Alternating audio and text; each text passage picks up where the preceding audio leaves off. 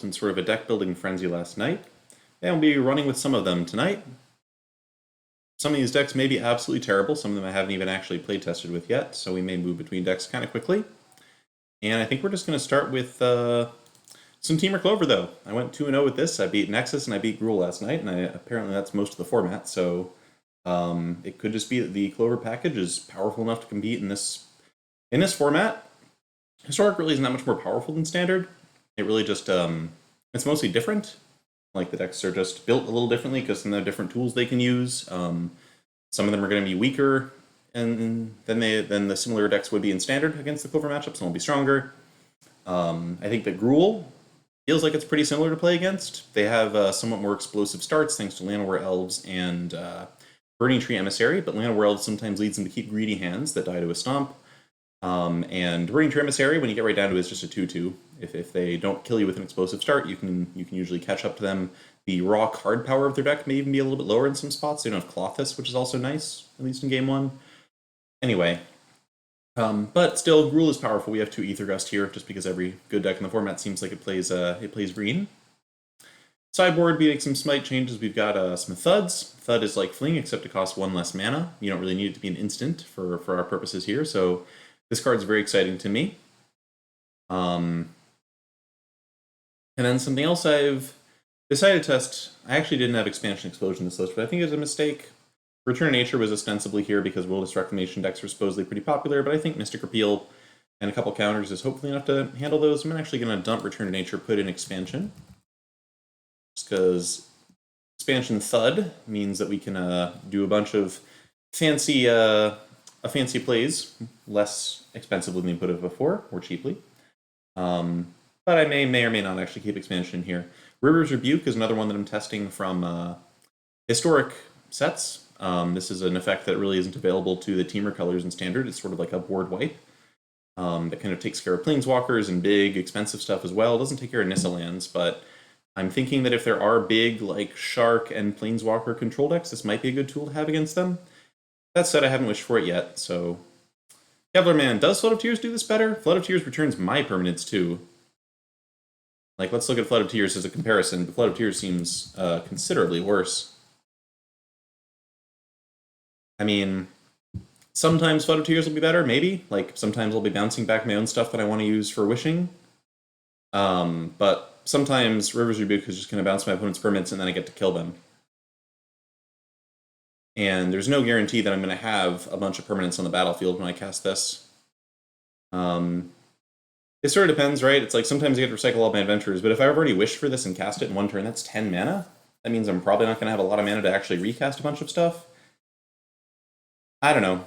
I will acknowledge that I haven't really ever wanted Flood of Tears in the Clover sideboard, which may mean that River's Rebuke is not enough of an upgrade. We'll see. I can see this being replaced by Return to Nature. One other thing I'm doing here is playing Whirlwind Denial. This is an experimental choice. The reason this is here is principally because Ulamog is a card I've heard people play in this format sometimes. I haven't seen Ulamog in any of my testing yet. It may be that Ulamog is just not a card that's actually playable in the more competitive version of the format. But Whirlwind Denial is the best answer I could think of to an Ulamog out of the board. So it's here as a test. Maybe this is just better as another 2-mana counter like Disdainful Stroke. Well, without further ado, we'll do some Temur Clover testing, but I do want to hope to move on to a bunch of other decks. I've been building a lot of Historic decks lately because the Arena Open at the beginning of next month is in Historic, and I would like to win some money off of that if possible. Yep, Historic Clover today, Max. Let's dig in. It really is kind of remarkable how few playable cards there are outside of the Standard format, though. I kept looking at all the decks I built for Standard and thinking, like, are there good upgrades to this in Historic? And mostly the answer was just no. Like Blue-Black Flash, it's like there's just nothing. Nothing has Flash, nothing is good.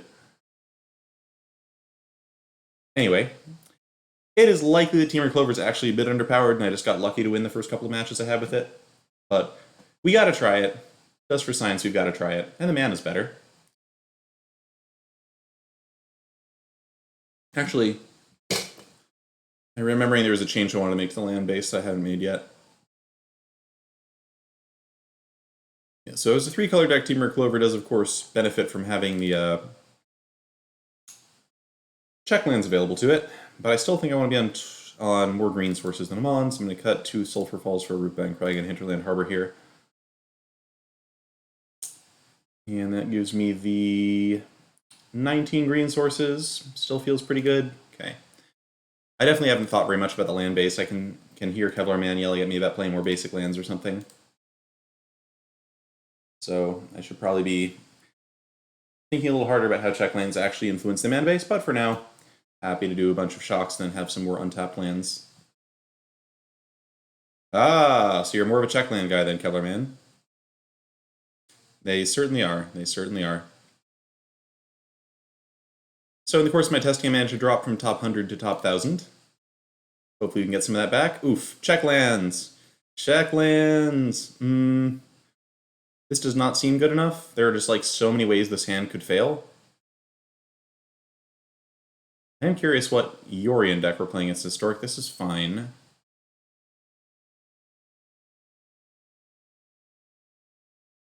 It's not great, but it's fine. The question is, do I keep Brazen Borrower or just keep the 4th land?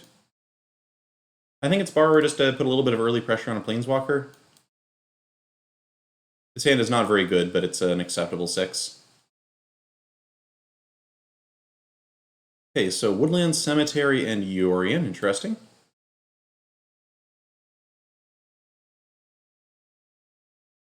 And Steam Vents. Alright, so am I just going to get my aggro on here?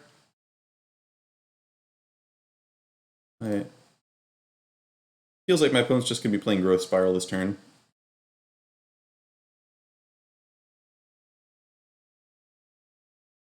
Yeah, I think I just put this into play, see what they're going to do about it.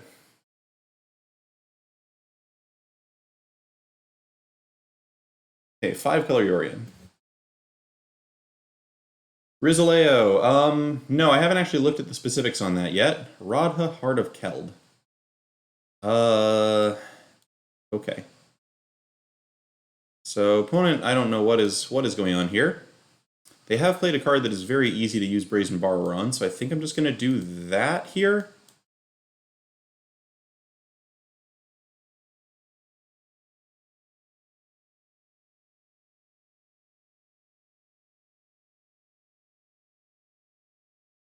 They played a land first, so presumably not going to play Radha out.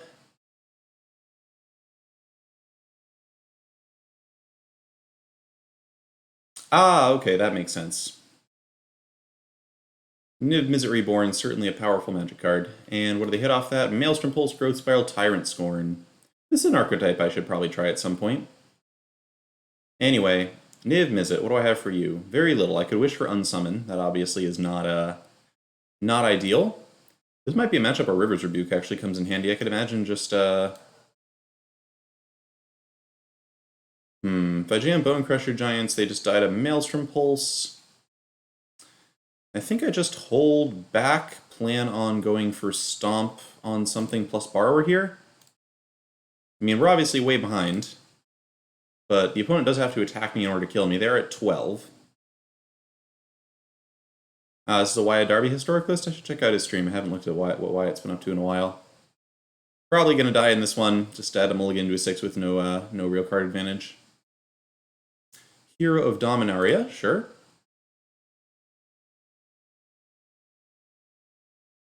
That's going to give them potentially untapped lands for Tyrant Scorn.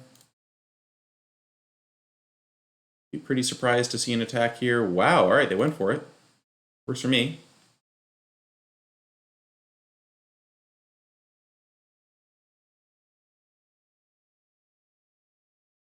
Alright, so now the question is, am I going after Tef or am I just trying to kill the opponent here? If I stomp them, they go to 10. I attack, presumably they kill Brazen Borrower, they go to 6. Bay of Wishes for Thud puts them to 2. I don't see any life gain in their hand right now. I think I'm going to just balls to the wall attack the opponent here. Obviously, killing Tef is like a pretty good idea under most circumstances, but I don't know that we can afford to send 5 damage at this.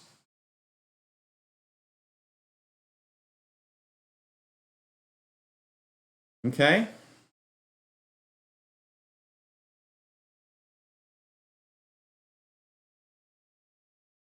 There's a Clover. Huh. So if I Clover for Fae of Wishes into Thud expansion,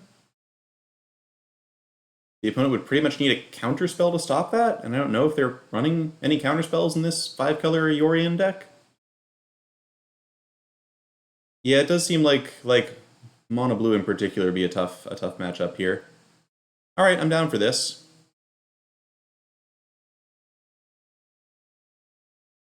So Thud being 1 mana actually means I can do all the things I want to do here, which is cool.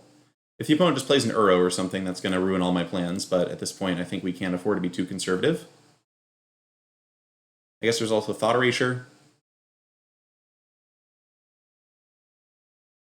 Yep, or Oath of Kaya. Many things kill us here. We're just acting on known information at this point.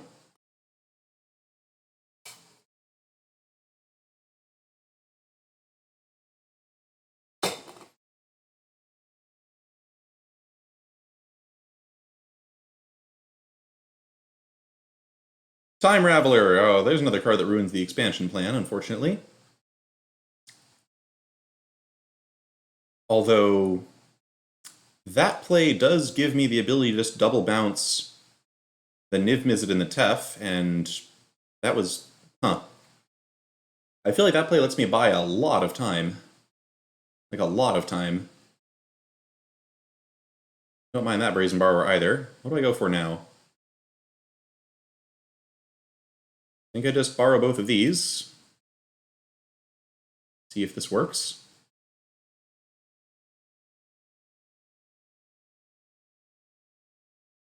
I mean, they're probably just trying to dig to life gain. But at this point, they can't cast Niv Mizzet as a way to gain to life gain, because to dig to life gain, because it's all too expensive. I'm just going to play Bone Crusher out here, because if they want to kill it, it takes some more off their life total. Puts them right into Borrower Thud range.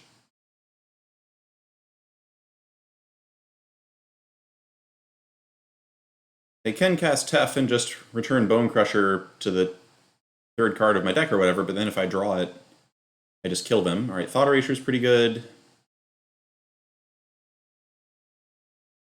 Like, they can play Tef, return Bone Crusher Giant now. At which point I can just Explosion them for 2, put them to 3, and draw Bone Crusher Giant again. So that's not really a guaranteed way out of the dilemma. We need to become Aaron Gertler tonight, chat. That's the goal. Wombat Ferrari, thanks for the follow.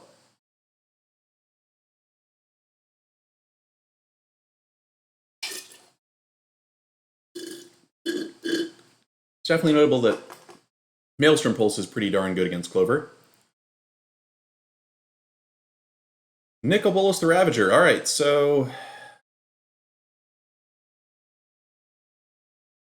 I think I'm just discarding Expansion, because Borrower lets me bounce both of these permanents the opponent has and get in for 4, at which point they can't target Bone Crusher Giant with a spell anymore. Escape the Wilds, that's a nice one. Let's start there, actually. Need to hit 1 land. Cool, did hit 1 land, and then some. A lot of lands, actually. So now empty-handed, Nicol can't do much anymore. Tef can't come down and bounce Bone Crusher, because the opponent gets stomped to death at that point. They can't Maelstrom Pulse Bone Crusher.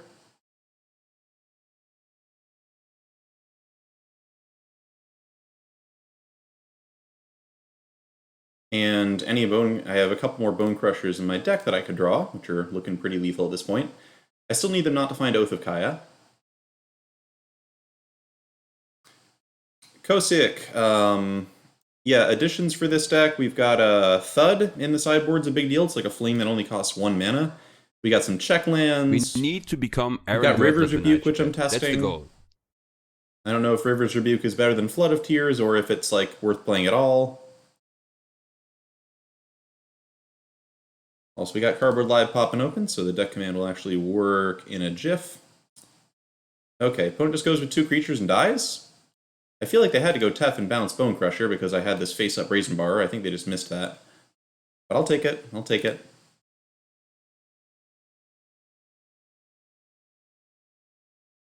Hardem Durden, thanks for the follow. Yep, began, had some work to do. Long call.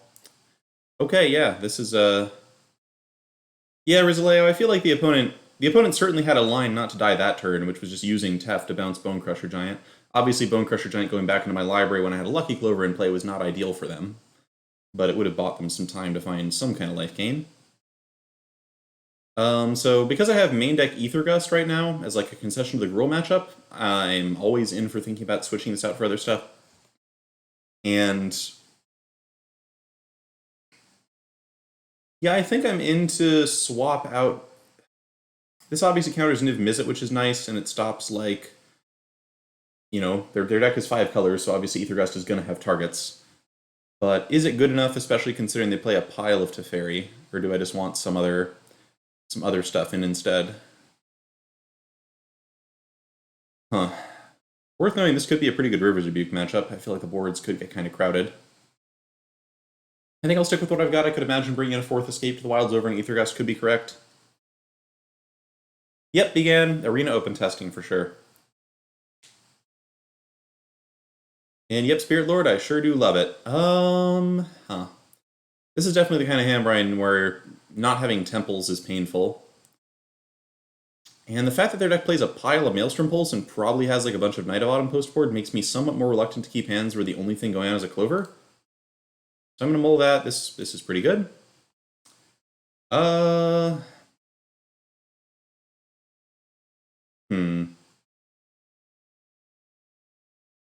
definitely need to keep 2 lands Innkeeper and at least one of each of these. The question is, do I dump the second Clover or the second Bone Crusher?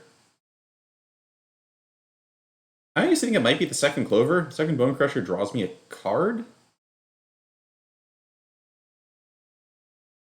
And I'd rather just curve Innkeeper into Bone Crusher, than have like a couple... Alright, well, instant punish by drawing Beanstalk Giant. I'm going to run out Innkeeper. Obviously, they could have Tyrant scoring to kill it, but if that's distracting them from playing Thought Erasure and taking my Clover, I'm pretty happy. They shouldn't have any kind of 2-mana flash thing that kills Innkeeper, but just in case, I'll play a land pre-combat so I can stomp anything that comes down. Here's where I expect to get Night of Autumn and cry a little inside. Yep. Alas! It's fine, though. It's fine. Now I really wish I kept that second Clover. Yeah, Rizaleo, you got it. We've got Entrancing Melody on deck. Okay, do I just play the other Clover here? Or do I play a Bone Crusher?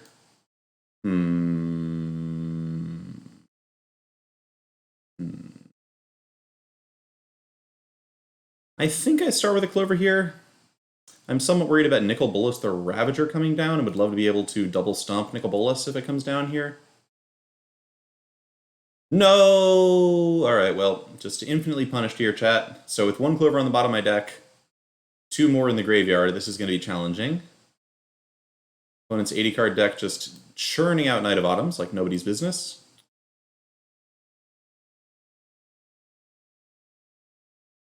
But that happens against Bant sometimes too. Here's where if they play a Niv Mizzet, I'm in a lot of trouble. Having no Clover and no pressure especially makes a big difference. Time Raveler I can handle.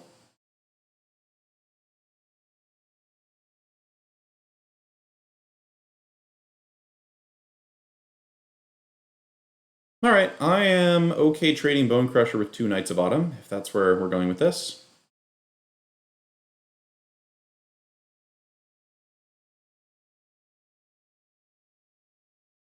So card for card, this is a fine exchange. The problem is just not having many Clovers available to me means it's going to be hard to build a really powerful late game.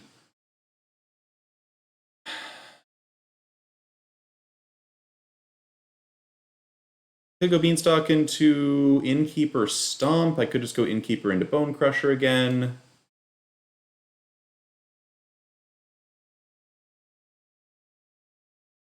Opponent hasn't had removal for Innkeeper yet, and they chose to bounce it instead of killing it last turn, which makes me think that I might be safe just going for Beanstalk, Innkeeper Stomp. Let's try that. I could, of course, get horrendously punished. Actually, that was... I tapped wrong there. I wanted to get an island here, but now I can't do everything I want to do.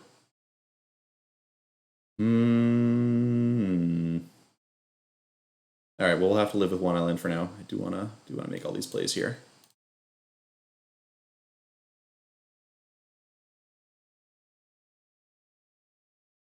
Okay, worst comes to worst, if they kill Innkeeper, we can at least wish for an escape to the wilds next turn. Twisted Evil, thanks for the raid. No, this card is a problem too, huh? Goodness.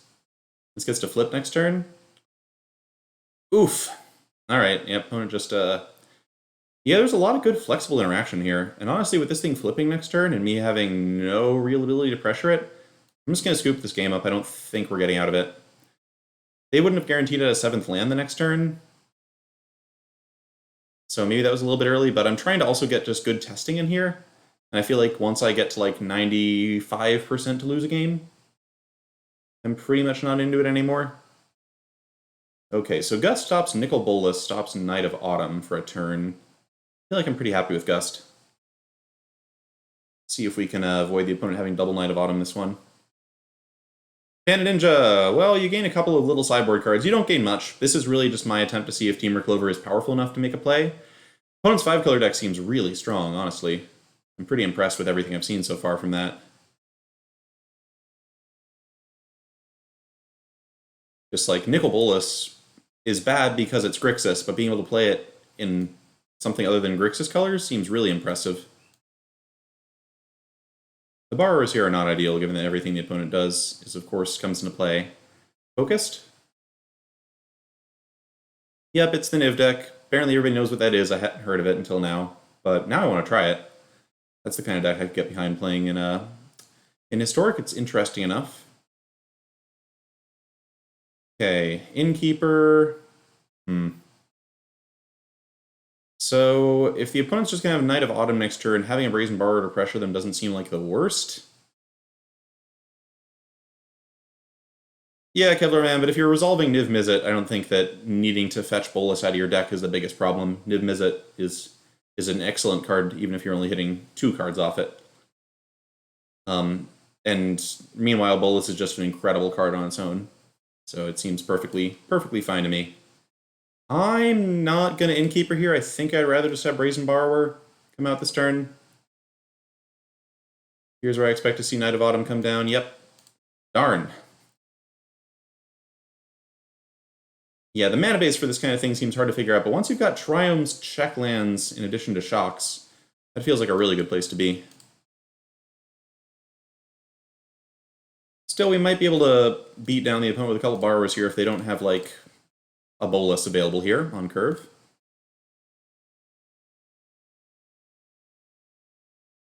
Oath of Kaya is pretty good, though. Can't really stop that. It's Innkeeper. Alright, well, we'll try and see if we can tempo them out.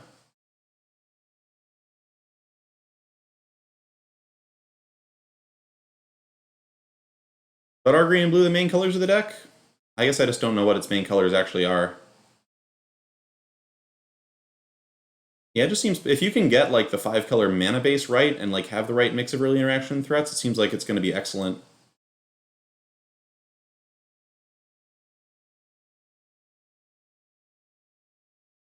Question is, do I play out Crag or do I actually hold it in hand for a potential Nicol Bolas next turn? I think I actually hold it, because then if I hit a 5th land and their play is Nicol Bolas, I can just fetch Red Cap melee, kill Bolas, and then the opponent's under a ton of pressure. The problem is if they had played a Niv Mizzet this turn, I wouldn't be able to stop that. Oof. Yeah, Maelstrom Pulse, pretty clean, pretty clean. Thankfully I drew a card off one of those.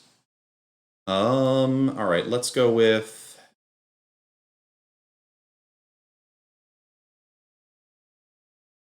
That is an interesting block. Really, you would think you'd want to hold that up for, like, Yorion coming down later, but what do I know?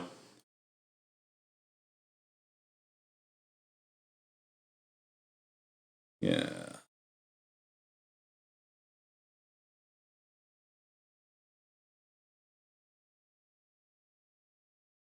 So slightly punished for not playing the land out last turn. Teferi, Hero of Dominaria doesn't concern me too much. If they have like a 2-mana removal spell, not going to be able to kill this. But let's test out whether they do or not.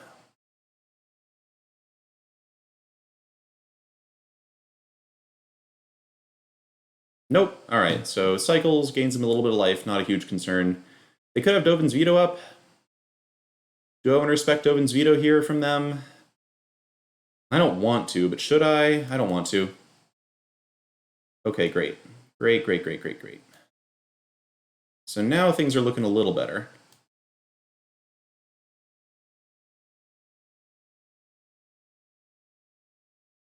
I'm curious to see whether this deck actually has, like, real sweepers.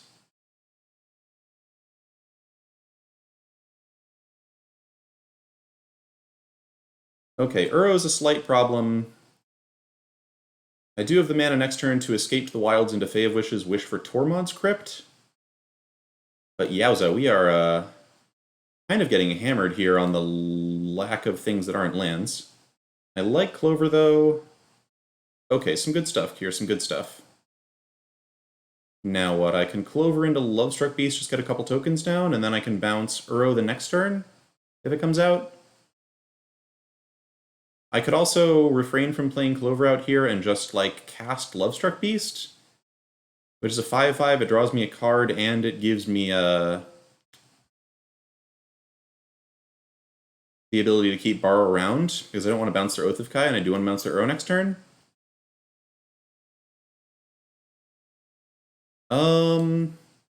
Alright, I'll go for that then.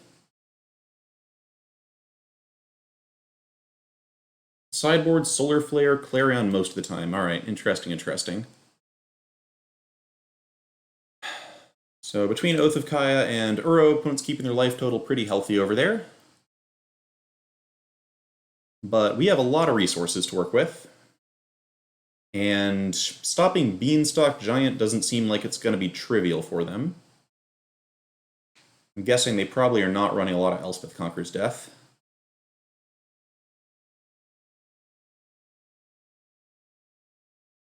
Also, this means they have no blue mana up, which means we don't have to worry about Dovin's Veto unless they get another blue source out.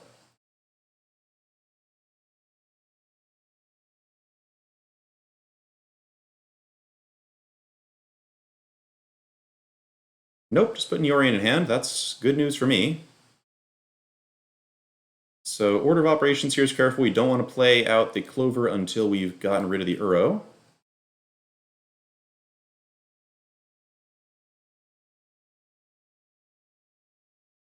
And then we Clover Beanstalk. And I'm going to want to hold up mana for Fae of Wishes to come back to hand. Oh, it's almost dead over here, huh? That's a lot of damage.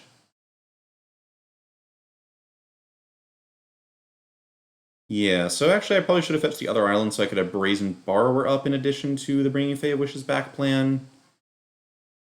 Yeah, that would have been nice. Alright, well for now I'll just cast Lovestruck. Getting rid of the rest of the lands from a deck. Given they have Tyrant Score, there is some sense that maybe I should have thought about bringing Fae of Wishes back. Deafening Clarion is fine.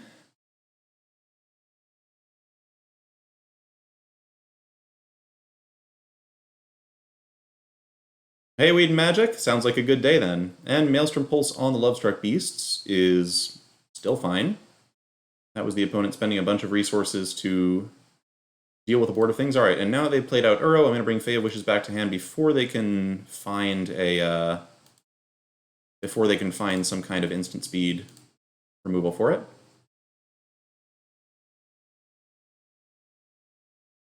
They're back to 7. Are they just dead to Thud next turn? Oh yeah, they're dead to Thud. To be fair, they also have been dead to Fling, but if I had had one less land this game for some reason, they would be dead to Thud. And not Fling.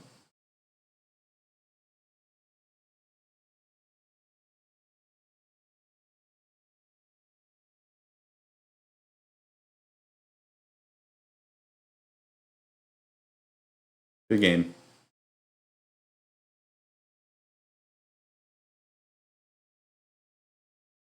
Alright, well that's 1-0 with Adventures. We gotta give it at least one more match. I probably will refrain from playing any deck for more than 2 matches today, because this is really meant to be like a rapid-fire testing sort of day. I'm a long way from having decided what deck I'm actually playing in the Arena Open.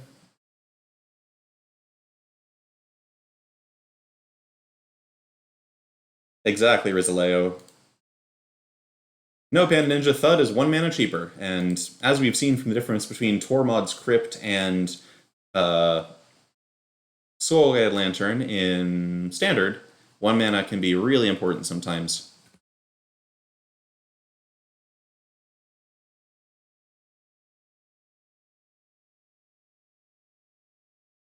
I actually forget whether we get Jumpstart before the Arena Open. If we get Jumpstart first, that's obviously going to change a lot, but I still like that I'm testing now to see what the big decks are and how the format feels on the whole.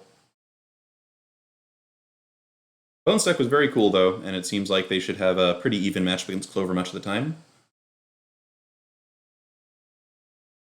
Although I'm sure that's not a matchup they're concerned about in Historic. I wonder if we're the first person to do this. No.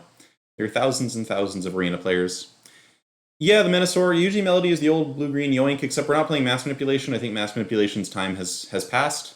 It's mostly just blue-green ramp, but trying to run Entrancing Melody in the main deck to be like a kind of killer spell against Gruul and other aggro decks, and then sideboarding into tons of hate for Nexus. Bill Computer, I don't even really know all of what's in Jumpstart. I knew at some point and then I forgot because it wasn't relevant to my play at the moment. Some cards that I'm excited about from Jumpstart are Allosaurus Shepherd, Thragtusk,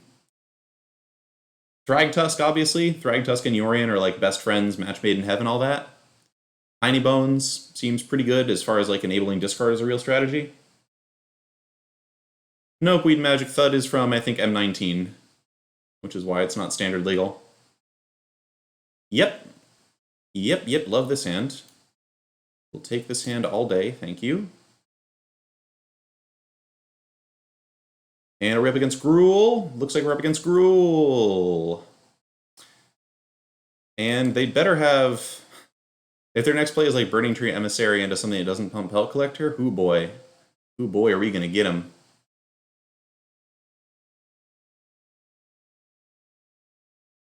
Incubation Druid. Alright, that is an atypical Gruul list, I suppose. Still killing all this. You think Nexus and Burning Tree Minosaur? I really don't know. I guess I wouldn't be super surprised. I do want to see Nexus gone, of course, because Nexus is just an insult to people who like playing games of Magic. But maybe Gruul's win rate is too high. I was noting that the Gruul deck did seem incredibly powerful when I was playing against it with a bunch of random brews yesterday, but often tier 1 decks will look powerful if you're playing a bunch of random brews. Thanks, Rizaleo. Yeah, the ban announcement's obviously going to matter to some stuff. Alright, so do I just escape this turn? I should be pretty safe to escape. Worst thing they could do would be like play Questing Beast, put me to 7, at which point I can still double borrow them. Seems like a good window for escape. Unfortunately, I can't borrow the Spellbreaker on their turn, so the question is, do I make tokens or just hold up Aether Gust? Let's just hold up Aether Gust. There's no real reason to make tokens, given they can't block the Spellbreaker anyway.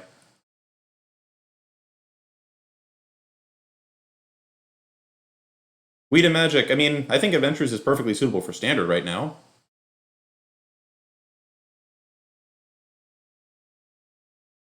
No qualms with that. Yep, so I let this resolve. I will Gust it if they don't do anything else this turn. Or, okay, I mean, that's fine too. That's fine too, opponent. Alright, well, hopefully at some point we'll get to play against the more common version of Gruul. Yeah, I did notice that 3/4 of the matches I played yesterday on Historic Ladder were Gruul. So that was a little annoying.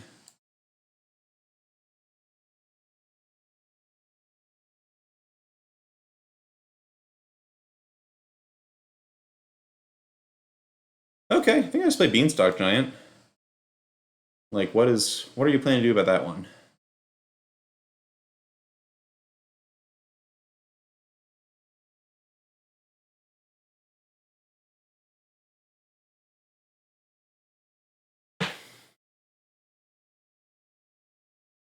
Ooh, alright, well, we now just have straight lethal with expansion Thud, so I'll do that.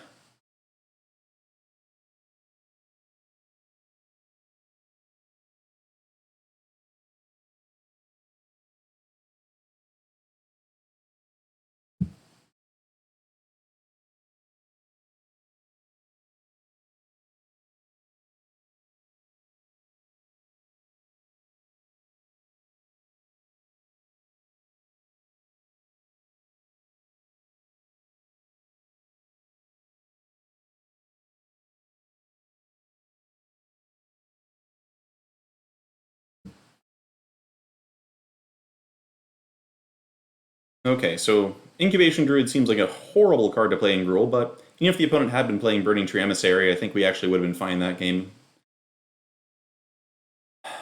Sideboarding, yep, Ether Gust in the main seems exactly right. I am down to bring out a couple of escapes for spells that actually kill their stuff. Bay of Wishes is going to come down as a blocker pretty often, so I don't feel the need to leave a lot of stuff to wish for.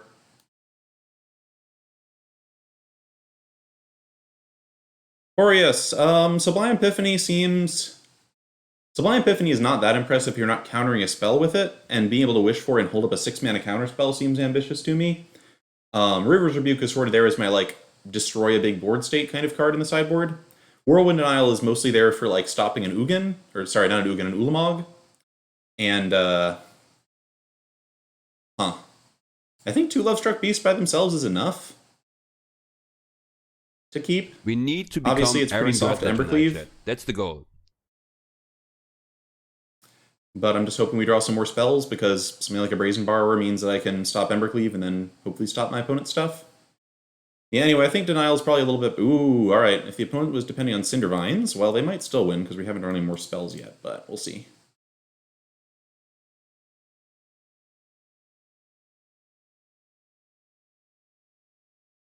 Lin Fei, thanks for the follow. There's the Burning Trees. Okay, we got him. Still does not seem terribly helpful against Lovestruck Beast, but with Incubation Druid, I imagine they're trying to play some bigger stuff in there somewhere. I wonder what those bigger things are.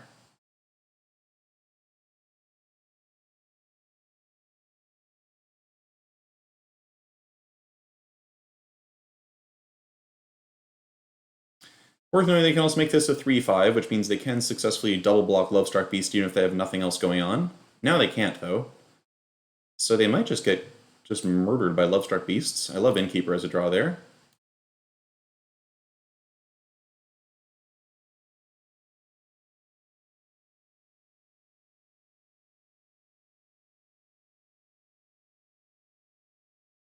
BE Henge, you mean Burning Tree Emissary plus Henge? Yeah, I guess Emissary doesn't, like, it's obviously good if you already have Henge out, but it doesn't really help you get to Henge that well. I think Great Henge seems like it should be a pretty common card in Historic. I do have some green-black Great Henge lists, just built around the idea that it's much easier to cast your black-green spells with Woodland Cemetery being available. Alright, so... Feels like I just kill the Druid, probably, here. I guess if I kill Emissary, I can more safely attack with the 1/1s as well. But Druid feels like the card that gives the opponent the most potential to maybe get out of this somehow. I guess they could stomp their own Druid in response to this. Hey there, Tammy.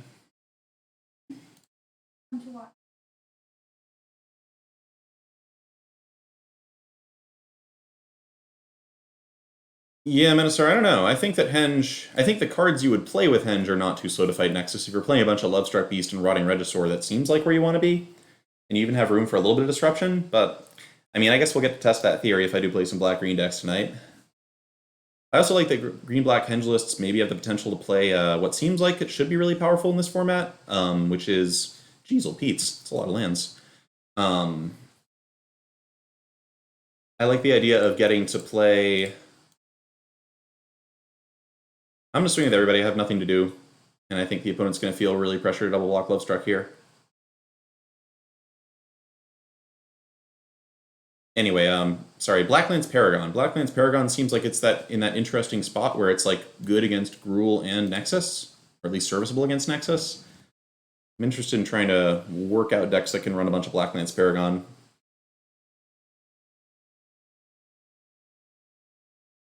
Alright, opponent brought in all their Clover Killer cards, and it looks like they're just going to die to random 1/1s. You love to see it, chat. You love to see it. Oh, yeah. Okay, so drew 11 lands. Still beat a Gruul deck that did play 1 Incubation Druid, I guess.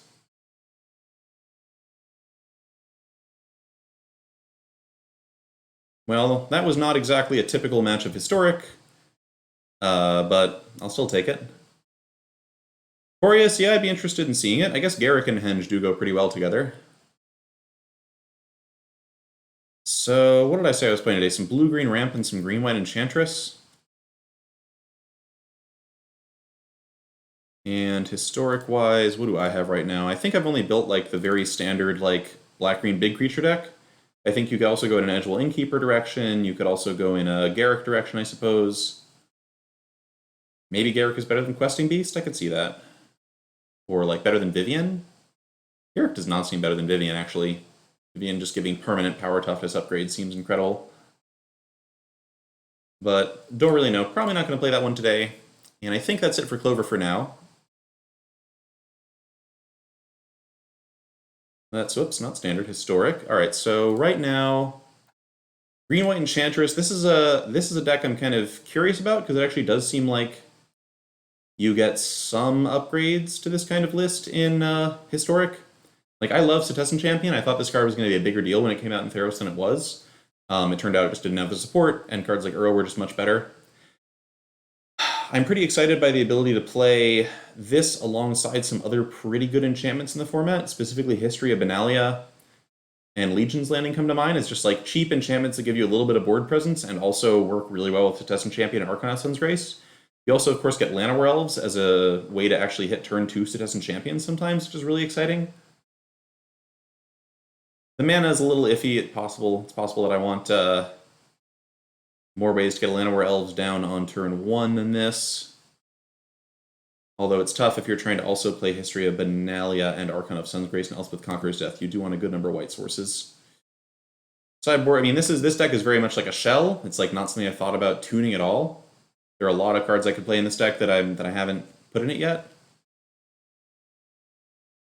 Something else I've thought about is, as far as green-white enchantress goes, something I've noticed is that there are a lot of white enchantments that produce creatures, which makes me pretty interested in trying something with, like, Growing Rites of Itlimoc. Like, Growing Rites of Itlimoc actually seems kind of neat with Legion's Landing and Omen of the Sun and History of Benalia.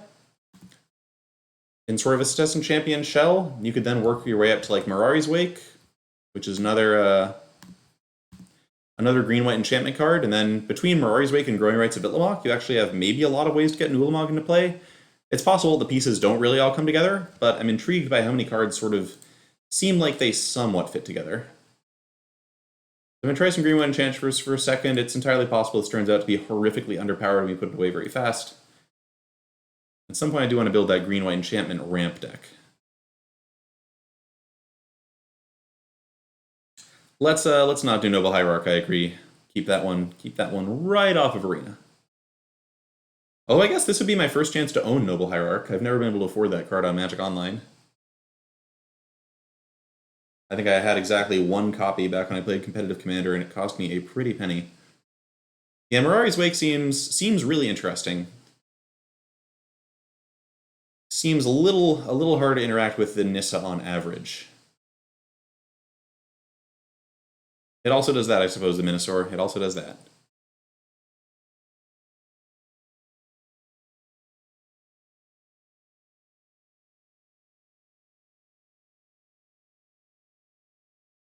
Boy, Historic Ladder is not as crowded as I would have expected, given it's a Friday night and we have an Arena Open coming up. I guess a lot of people are probably just waiting for bans or Jumpstart.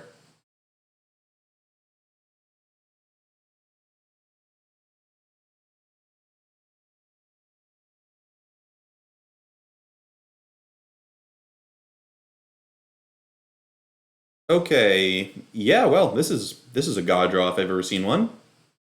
This is all right. We've got the deck on its best behavior. Let's see if it can win when we've drawn exactly what I want to draw and the opponent's mulliganing to 5. 4. Okay, well, goodbye, hand. I'll miss you. Opponent is playing Yorion. Without any additional information, I think I'm pretty good to just do what I was doing before.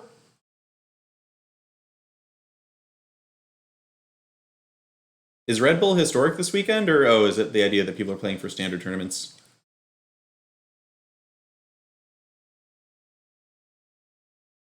Alright, this hand is not as exciting. Double History Benalia is still pretty good, though, maybe? There used to be a time when Double History Benalia was the scariest thing you could ever see in Standard. Oh yeah, one thing I'm excited about is having a high enough density of enchantments that Destiny Spinner maybe becomes a card that works, kind of. Very interested in Destiny Spinner. Huh. Alright, so opponent's doing Sultai stuff over there, maybe. I have a feeling that Destiny Spinner History Benalia may not do the trick, especially if they're Extinction Eventing. I guess this could also be like Yorion, looks like Yorion Field, maybe like Sultai Field with Yarok and Risen Reef and stuff. We are not going to have an easy time beating Field of the Dead, the way this hand is going. Enchantress's Presence. So there is a world where I just play Enchantress's Presence and try to outvalue the opponent with like Archon of Sun's Grace going over the top of them. I could also just play History Benalia and try to kill them with aggro. Which of those plans makes more sense? I'm actually going to go for the Enchantress's Presence plan. One thing I'm worried about is Maelstrom Pulse being a card they probably have a few copies of. Boreas, no, not Starfield Mystic. I think you have to be really, really conservative with the number of non-enchantment cards you run. Starfield Mystic does not seem good enough. Especially since we're not really ramping out enchantments in this build. Like, we're trying to... Yeah, okay, so now I'm just going to go to start drawing a bunch of... So I could also play Archon of Sun's Grace this turn. I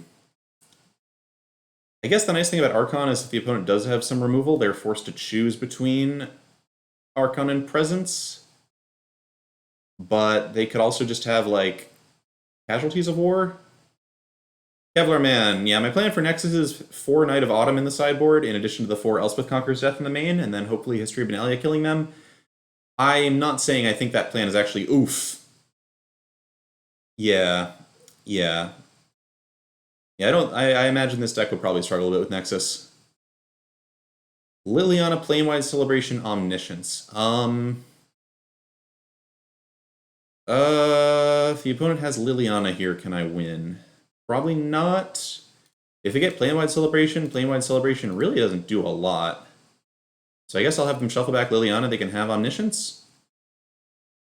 Of course, Omniscience is a terrifying card for them to have, but I'm hoping if their hand is just full of lands, maybe I can hold them off for a second here.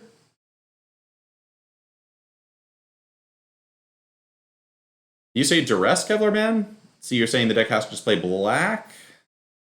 I mean, you could try and build this deck as Abzan. There's no reason you couldn't, but...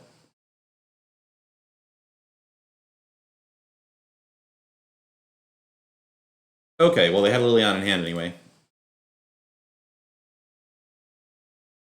Yeah, Kevlar Man, I'm not saying... I don't think this deck is super competitive. It's more like a fun idea I built and am trying to play a little bit of now. I think the green-white Rampy deck, which can have has a lot of different paths to hit a turn 5 Ulamog, might be more promising in that vein.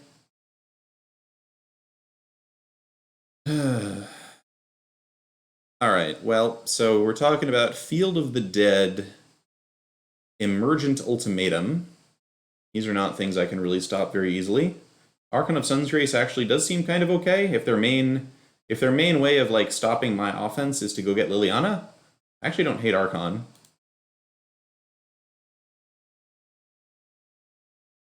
And there's not really any call for Knight of Autumn or Baffling End. Yeah, I could see going Banter or green-black here. Alright, this works. So... Turn 1, Llanowar Elves, turn 2, Legion's Landing, turn 3, Archon, turn 4, we get to flip Landing, play Wolflow Haven? That's something.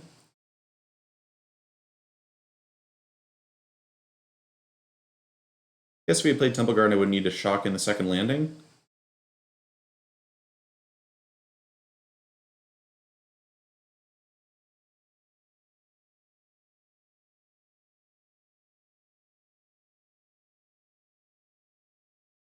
But yeah, it's pretty obvious seeing this happen that if this kind of deck is popular, you wouldn't want to be playing Green-White Enchantments. Green-White Enchantments is my way of trying to like outsize Gruul a little bit. But against kind of like just regular rampy Field of the Dead stuff, you're going to have a hard time.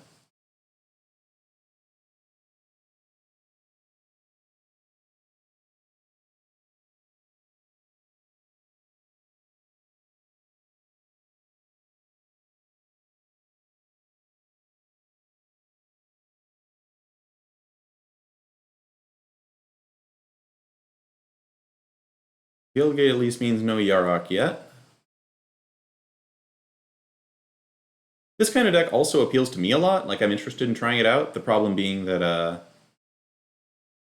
I feel like this kind of deck can never beat Nexus. We need to But I guess if become you have Thought Aaron Distortion, Girdler maybe tonight, that's chat. something. That's the goal. Ooh, alright, lots of options. So there's Wolfwillow Haven into Archon of Sun's Grace. There's playing a second Archon and saving Wolfwillow Haven for later.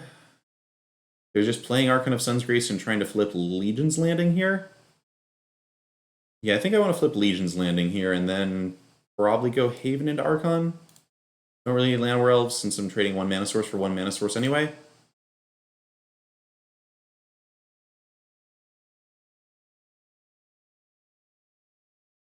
Yep, Mono Blue, definitely a deck I'd want to be playing if I were seeing a lot of this. Or like Blue Black Flash, which is something I built and am interested in, because it seems like it has a lot more answers to Gruul than Mono Blue does. To what extent do I expect a sweeper? I actually think I just go with one Archon here. That way I can also draw a card off the Haven when it comes down after Presence next turn. Opponent does need a board clear. If they have one, I'm in a lot of trouble, but didn't really see much of that last game from them. And we're now out of range of Liliana being a big problem. I have some ECDs to stop Yorion.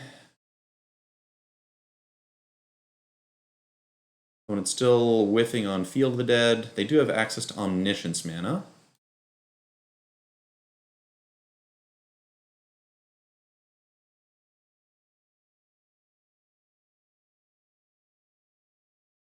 It's possible I also want to do some kind of like turbo, like maybe blue-green enchantment style deck that's just running a bunch of like all 4 copies of Enchantress's Presence plus Citizen Champion. There's Elspeth Conqueror's Death, so that's good. Can't run it out quite yet. And next turn I'll start attacking with everything, but not yet, not yet. Okay, so Ulamog would be a problem. Fae of Wishes for, I guess, some kind of sweeper is beatable, given that I have Enchantress's Presence. I can beat Casualties of War. I can beat, like, I guess I don't even know what Black Sweeper they would have. Flood of Tears. Okay, Flood of Tears, I guess, is also kind of fine. It's, like, mildly annoying, but if that was the best they could do with Fae of Wishes, kind of fine.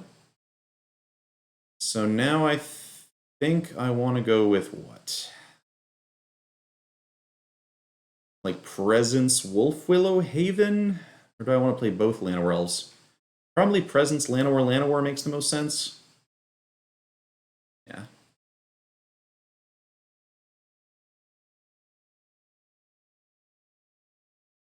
Wow, Seth Manfield. Oh my goodness. Thanks for the follow, Seth. I wish I were playing a better deck in front of you now as opposed to this absolute nonsense I'm testing. Another Fae of Wishes, okay. Now what? Casualties this time? I guess they could just fetch Emergent Ultimatum. Emergent Ultimatum would be a problem. Well, I really didn't want to see the second Fae of Wishes.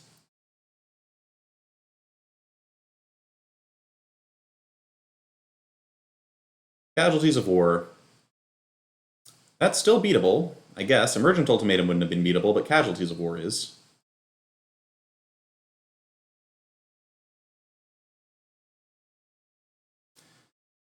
Okay, so I think this is just Haven Archon. Yeah, I've got plenty of enchantments to play out.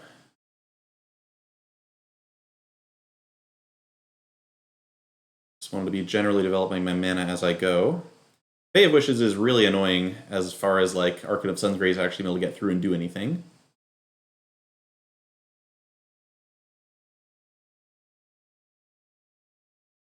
But it's also going to get 2 Rejuvenator triggers here. If they do that, at least they ruin their Scry. They Scry to the top, so maybe they're not going to play Yorion out this turn. Yeah, second Fae of Wishes. Interesting. Okay, so they don't mind ruining their Scry.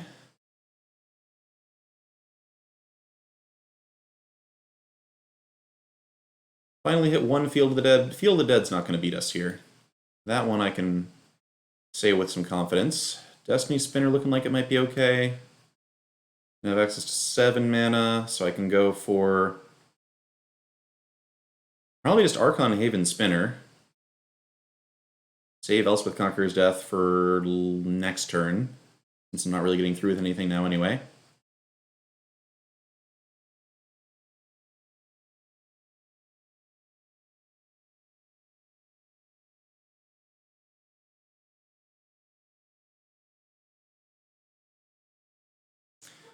Hey there, Cuthbert.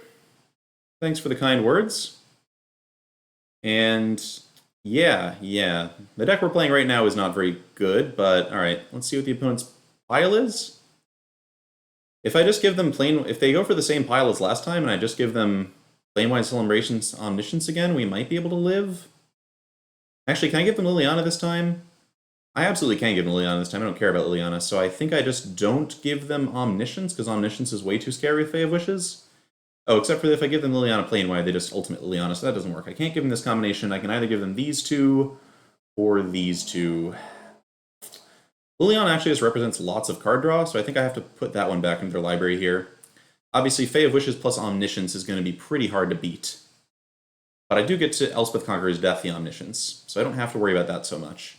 Instead, I just have to worry about the opponent being on 30 life with access to infinite mana plus Fae of Wishes.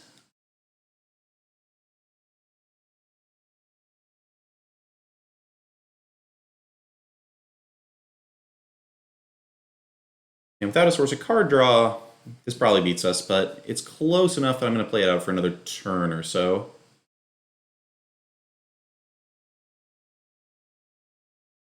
Very true, Kevlar Man, very true.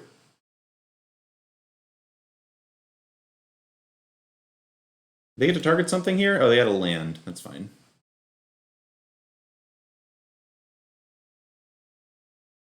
Yeah, I think Archon of Sun's Grace is... Oh, okay. Oh, never mind. I forgot about them getting the permanent back. So they can now wish for whatever they want. I'm curious what they get. They've already gone through Casualties of War and Flood of Tears. So... Okay, yeah, fine. The Greed! Alright. Yeah, this deck we're not running again. Minosaur! Fae of Wishes cannot wish for creatures. If you're going to follow this stream and look at me playing Fae of Wishes decks myself, that's an important fact to know. Fae of Wishes does not get Ulamog.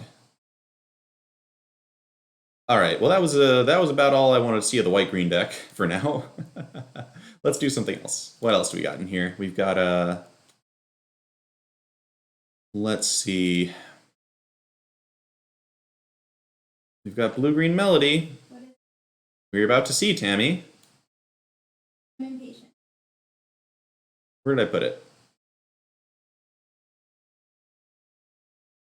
Alright, so the first deck that put my name on the Magic map, as it were, was a blue-green ramp deck featuring 4 copies of Entrancing Melody at some points, as well as Mass Manipulation. I think Mass Manipulation is too expensive to work against Gruul and doesn't really hit most other decks very well, because most other decks are kind of just winning by having infinite lands, and Nexus is fading you to death, or doing the things that our opponent was doing last match. But I still think Entrancing Melody is kind of an intriguing card to fight all the Gruul decks, and generally be really good against opposing Llanowar Elf decks in general. So I'm kind of interested in the idea of doing what I was doing back in the olden days of Blue-Green Ramp, and playing a Blue-Green Ramp shell that just goes Nissa Krasis with Melody against aggro, and has a sideboard that's very devoted to fighting Nexus decks.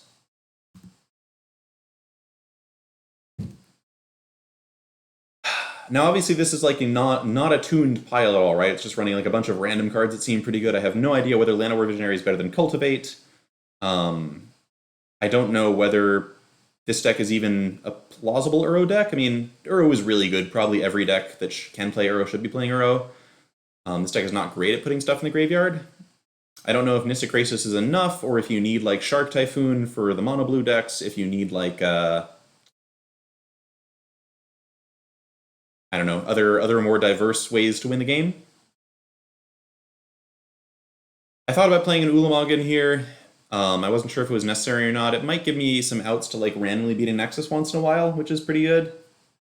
Definitely doesn't need Ugin. I don't think Ugin is good at all in Historic. Well, that's a stretch. I don't have strong opinions about Ugin, but I don't think Ugin fits in this deck very well. Like, I think this deck is already devoted to beating Gruul. If this deck is not beating Gruul without Ugin, this deck probably shouldn't exist or shouldn't be playing Entrancing Melody. And Ugin is pretty bad against Nexus and the big control decks in the format. Let's see. I might want some Shifting Ceratops on the board. Actually, I don't think I really need Lovestruck Beast against aggro if I'm already running Entrancing Melody and have a bunch of Ether Gust and Scavenging Ooze to bring in. What I do want are some Typhoons or some Ceratops. Ceratops, I guess, is better against Mono Blue. There. Alright, so we'll try this one out. Hopefully run to Gruul and get to Entrancing Melody in a little bit. This one also, we might not play for long. I think as far as like serious decks I have that actually seem pretty good, that I'm tempted by, I think there's like Black-Green Henge type deck here in the Black-Green Aggro Rock. I think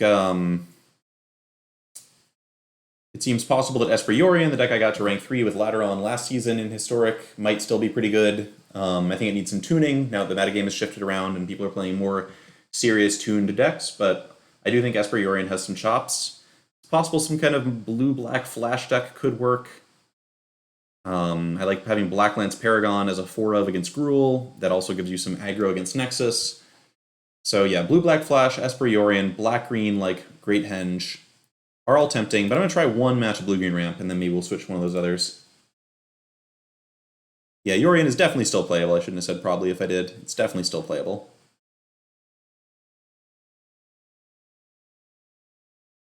Oh my god, Explorers in Jumpstart? Oh, lordy. God. Alright, well. Oh, ramp is gonna ramp. Oh yeah, Boreas. Uro should be banned in Historic too. I would have no problem with that. It's not even necessarily dominant, but I would happily see it banned just on principle. Yep.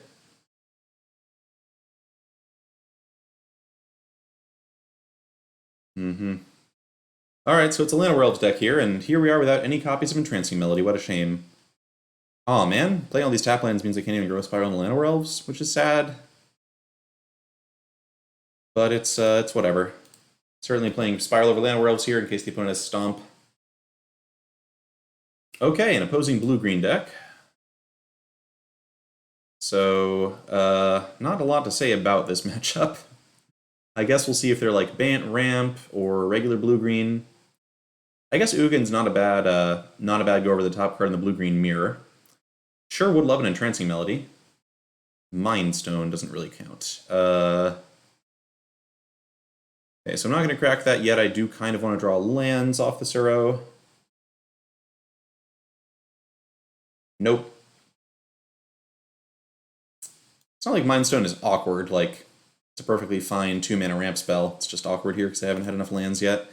Probably I should be on 28 and 27 is greedy. I'd probably go down to like 2 Mind Stone, 28 lands, and 1 more big threat.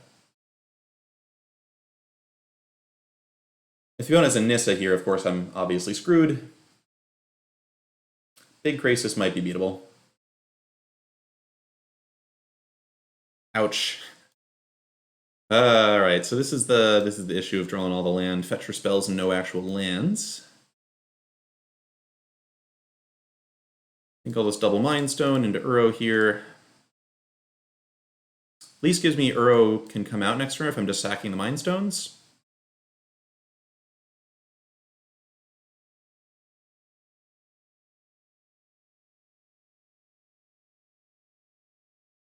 Entrancing Melody, of course, also very good against Uro, at least at a blue-green ramp. If they're playing like Teferi, it's less powerful.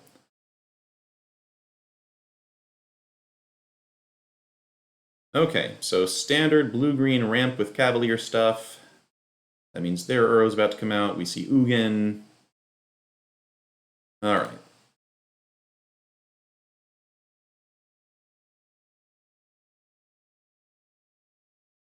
So Entrancing Melody should be pretty good against this kind of deck. We just need to find some. So I could go sack Mind Stone, draw a bunch of cards, get out Uro, or I could just play a Krasis for 6. The problem with sacking the Mind Stones is it actively diminishes the amount of mana I can put into play. So I'm not... I think I just Krasis for 6 here. It's big enough to stop their Cavalier and their Krasis. There's my Nissa. That's something.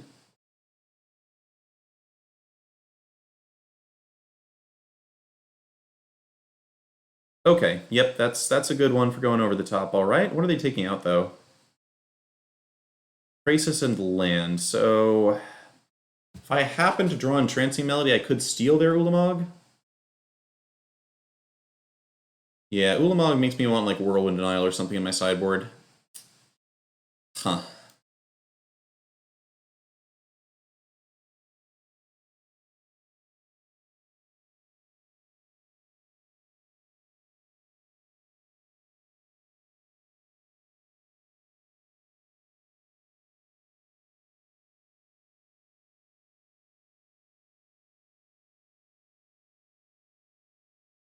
Really, just no Entrancing Melodies yet at all.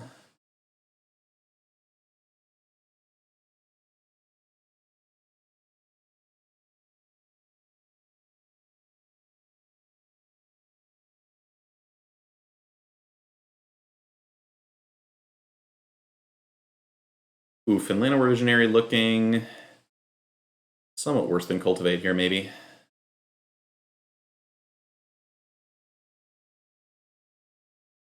Yeah, Entrancing Melody's not going to bail me out of this one. Just taking the Ulamog's not going to be enough to survive. Okay, so this is a deck where I would want Mass Manipulation, obviously. Do I bring in a pile of Aether Gust?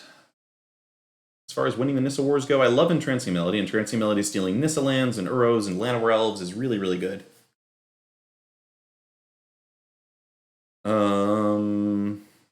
Yeah, Aether Gust seems like it's going to do a pretty good job of keeping them off of Ulamog until I can kill them, so I'm a fan of that. What do I cut? Uro's a bit slow. Mind Stone, I could see just getting rid of a couple of these. Llanowar Visionary, perhaps.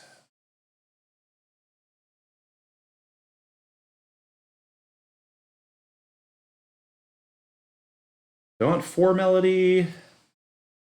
I don't hate 4 Melody. It's not even bad to like steal a Cavalier of Thorns. It is awkward in against draws where they don't have any Llanowar Elves. Maybe I could drop to 3. Maybe drop into 3.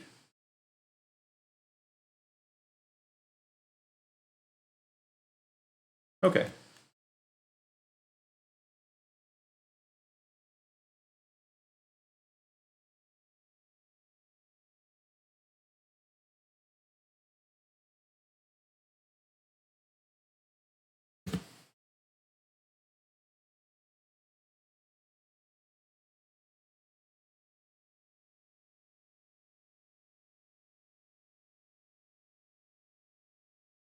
Okay, opponent's doing Arboreal Grazer and Llanowar Elves. They seem to be on the like turbo blue-green ramp plan.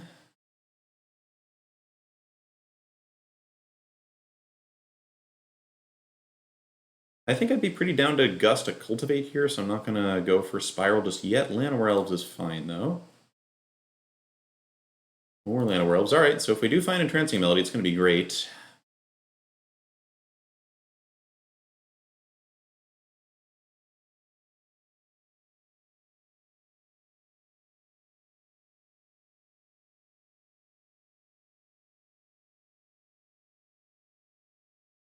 I like to keep Aether Gust up this turn for a potential Nissa, so I'm just going to play Paradise Druid.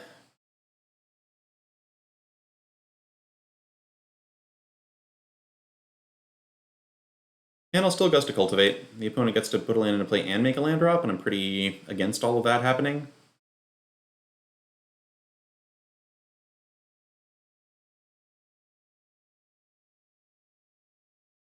We need to become Aaron Girdler tonight, chat. That's the goal.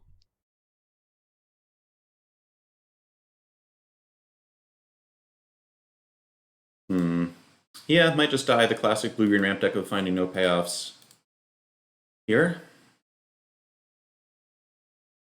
I think at this point I probably let them have Cultivate, because it's more important to Gust and Nissa.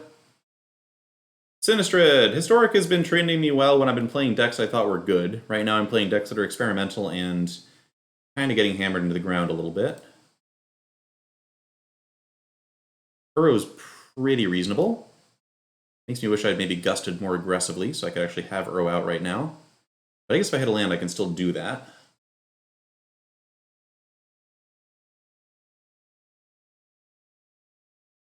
Did not hit land, hit another frigging Llanowar Elves.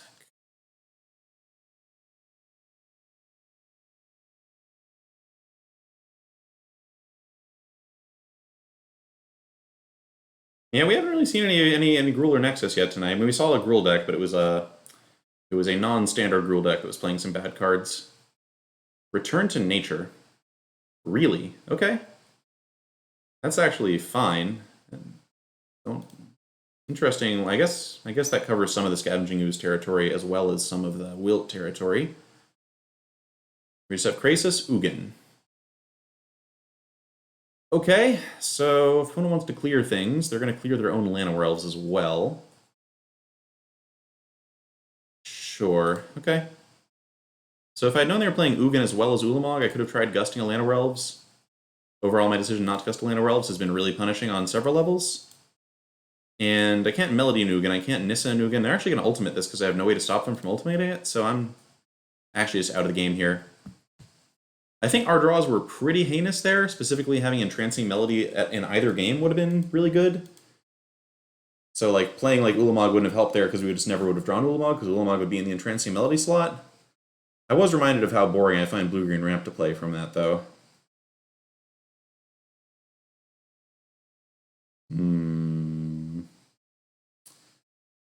I think I'm willing to give that deck one more try, see if we actually draw an Entrancing Melody and see how it feels to draw an Entrancing Melody.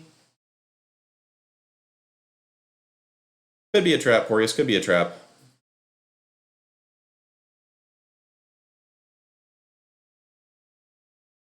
Wouldn't be surprised if we were supposed to be playing some kind of like, even a divination effect in that slot. So maybe just draws me cards. Woof. Alright, probably want to be on 28 lands. Alright, this I'll keep. We're up against Gruul. This hand gives us outs to beat Gruul.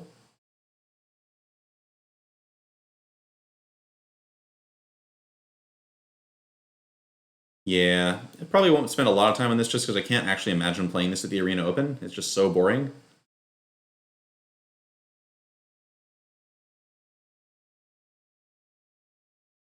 How much do I want to draw more lands? Don't mind drawing more lands. Yeah, Simulacrum is fine, Cultivate is fine. I wouldn't say that any of those cards... Alright, so this blue-white control, are we talking about Nexus here?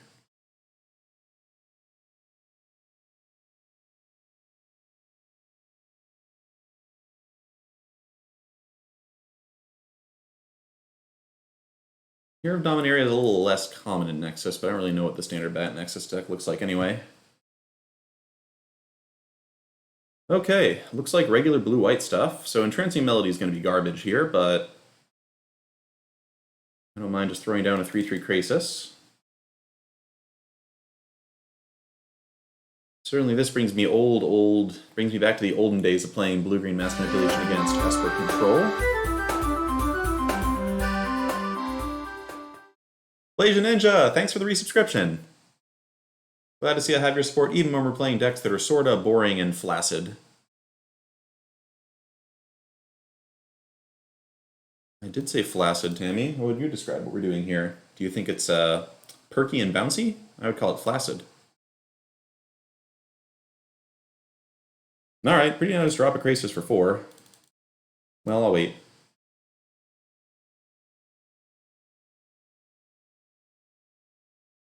Yeah, probably not supposed to be doing some Ugins in this kind of deck. Or Ulamogs, that is.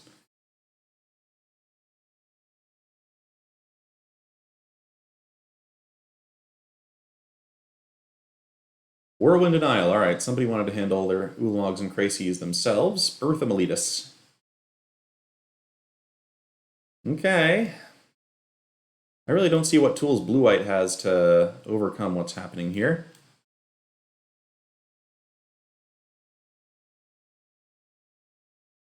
Worth noting that Entrancing Melody does at least work to take out a wall,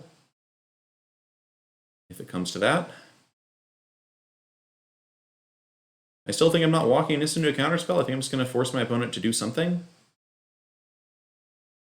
Because they are literally dead to Krasis' next turn.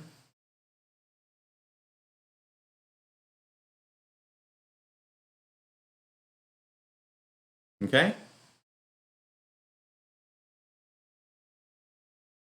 I don't see what 3-drop is going to get them out of this, unless it's exactly Deputy Detention. Wouldn't love seeing Deputy Detention come down here. Once rank 130, so presumably this deck is built to have good answers to a variety of things. Wonder if they're just Sublime Epiphany. That would be pretty funny.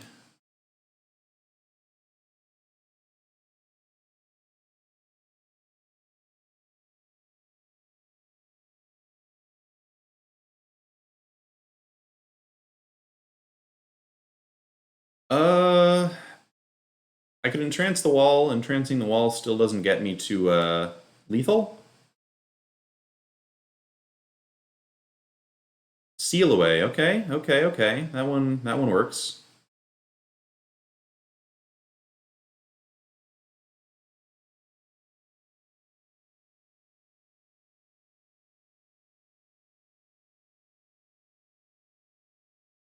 All right. Do I jam Anissa into their absorb now?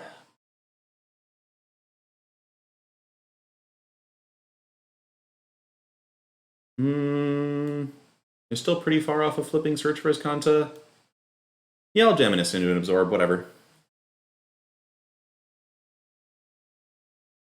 I still have lethal with Entrancing Melody next turn, which forces them... Actually, I don't, because Birth will need a sax now.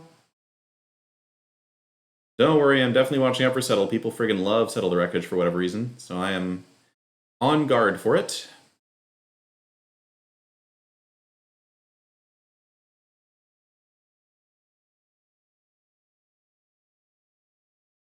Okay, so if Narset finds us... If they have another Seal Away, things get interesting here. I certainly like Entrancing Melody and Shark Typhoon.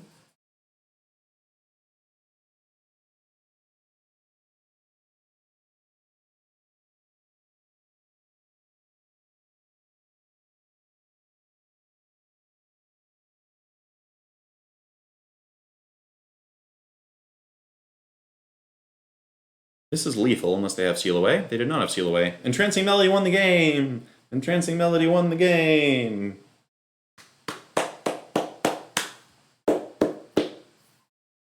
Everybody clap for Entrancing Melody.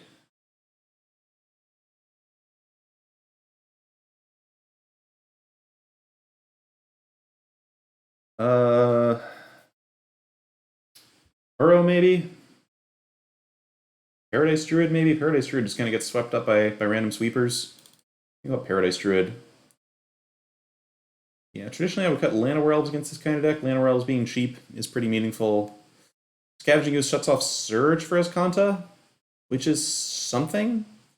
But I don't know that it's enough to just play a 2-mana 2/2 that's not really going to grow as long as I'm eating the opponent's graveyard.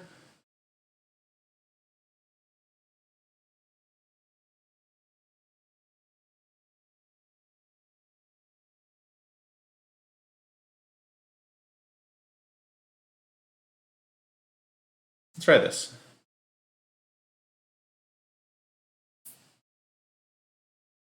Hey there, Tito.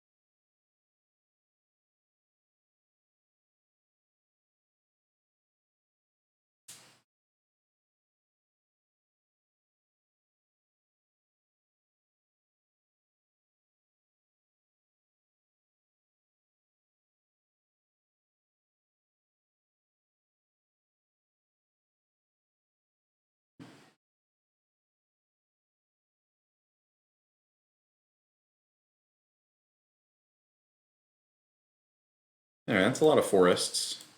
Could use fewer forests. Thanks. That's what I wanted.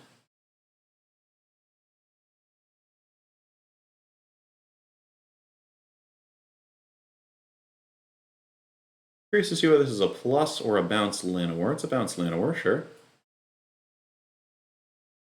Hey, Nissa's nice. I guess I just jam Ceratops because anything that kills this is probably going to leave them unable to counter Nissa. Like if they shatter here, then I get to resolve Nissa. Ooh, no shatter. If they seal away, I get to resolve Nissa.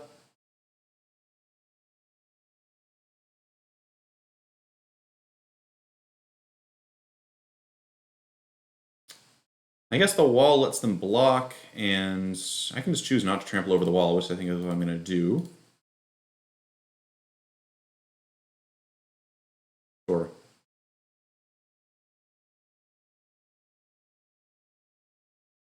And then, could cast Nissa. She's liable to get syncopated or something. I could just cast Llanowar Elves, which makes it easier to cast Nissa through a syncopate. I think I'll just cast Llanowar Elves here. Yeah, they don't have double blue for absorb, but they have we saw Whirlwind Denial last game, and I'm guessing they also run some other kind of single blue counterspell, be it Dovin's Veto, Syncopate.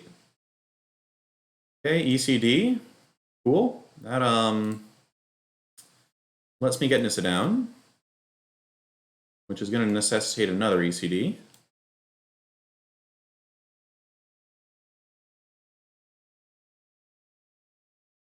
Always a chance that Nissa doesn't survive here, but I think it's likely enough she does that I'm not going to try and like jam a tiny Krasis or something.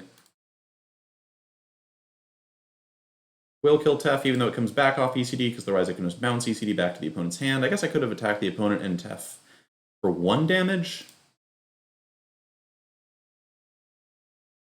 That exposed me to instant speed shatter and all sorts of other stuff I don't want to be exposed to, really.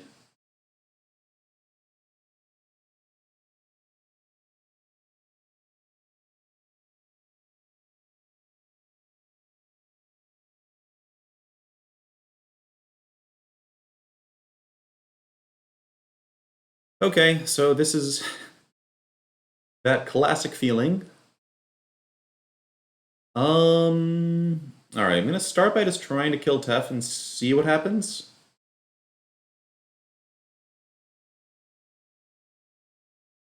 Don't need this 1 mana for Krasis so much. Great.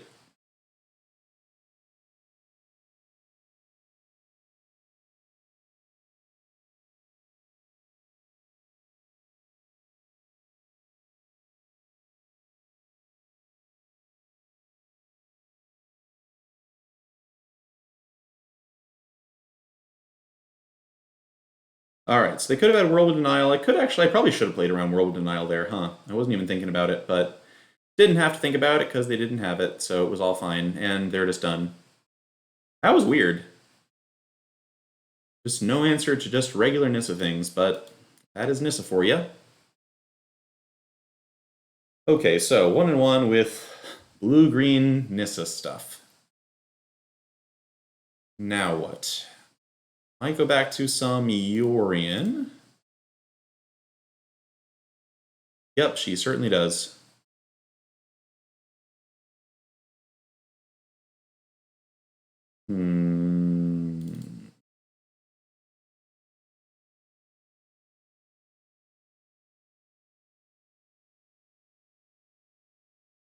Yeah, so I like this deck. I think I might want to tune it a little more anti-aggro for game 1.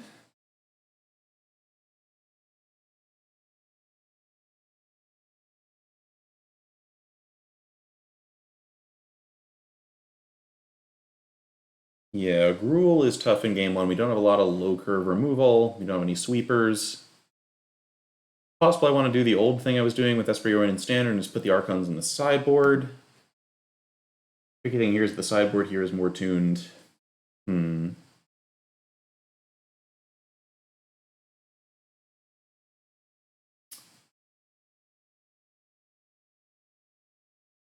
drop to 2 Archon. Archon was here partly for Field of the Dead, which is a tough matchup. Yeah, Kyle, it's really just the check lands for this deck. The cards in the historic format are not very good unless they are the ones in standard, so not really much that fits super well here. There is Baffling in the sideboard.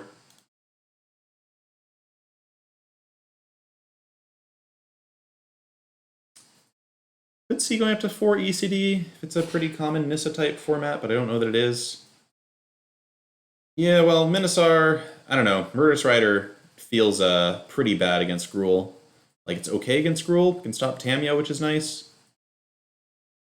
There is Meddling Mage for yes, but I don't see Meddling Mage being very good against Gruul. And the goal here is to... Although Archon is kind of the best card to have against Gruul.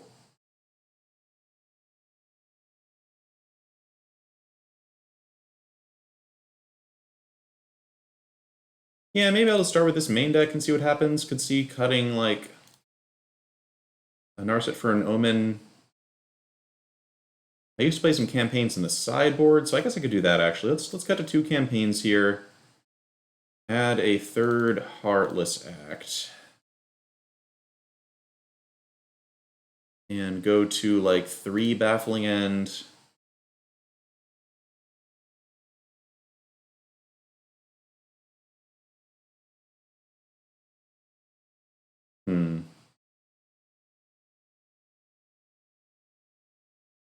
Campaign is really nice against, like, ramp decks.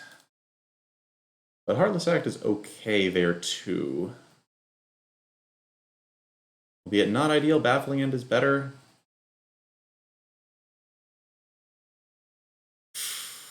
Zero Gust, yeah, I don't think Gust is really necessary. It feels like I would rather have more specific spells.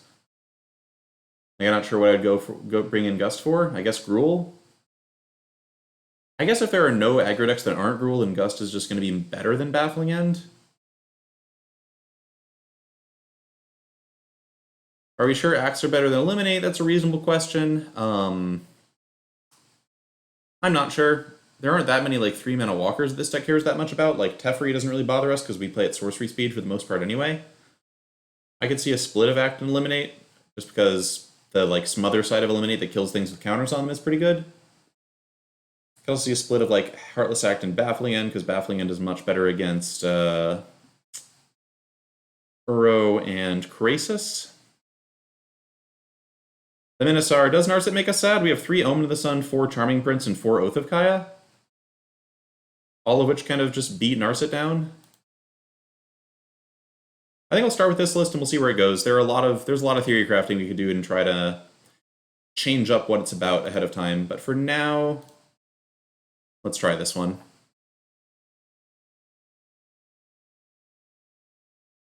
Yep, Act misses a lot of stuff, just like Eliminate misses Questing Beast and other large creatures like that. But I could easily see Eliminate being better.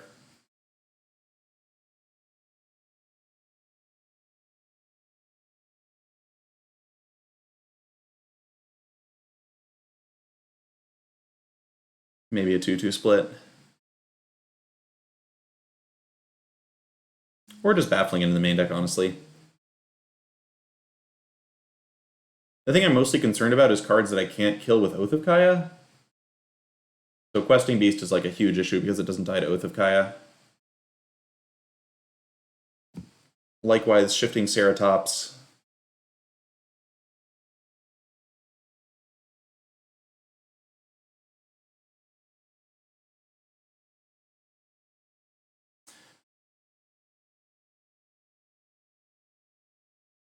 I will say Wizards did a good job of giving us an assortment of removal spells across colors that, like, all of them have, like, meaningful strengths and weaknesses. I like that it's, like, a pretty difficult choice to pick what to do here, as opposed to, like, the Fatal Push era.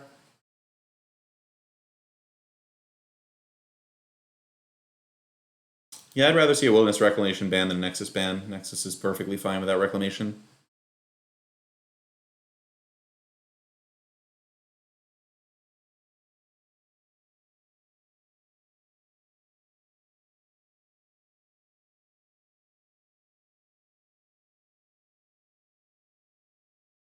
Biggest problem with Esper, of course, is that because it doesn't have ramp, it just sometimes gets completely overwhelmed by decks that are putting in a lot of lands, because you kind of are forced to do one thing per turn. The one thing you're doing is a great thing, but one thing per turn is a hard obstacle. So, Grazers and a bunch of Triomes. Fascinating. Agonizing Remorse is the perfect draw for that spot. Really, really like having Agonizing Remorse here. Okay, so we're looking at like Golos Nexus stuff. Obviously we take Golos, can't let the opponent get a Field of the Dead into play this early, and Nexus of Fate is not going to be a concern anytime soon. Nah, Porius, I think having one Wilderness Reclamation in play is still plenty to make Nexus obnoxious.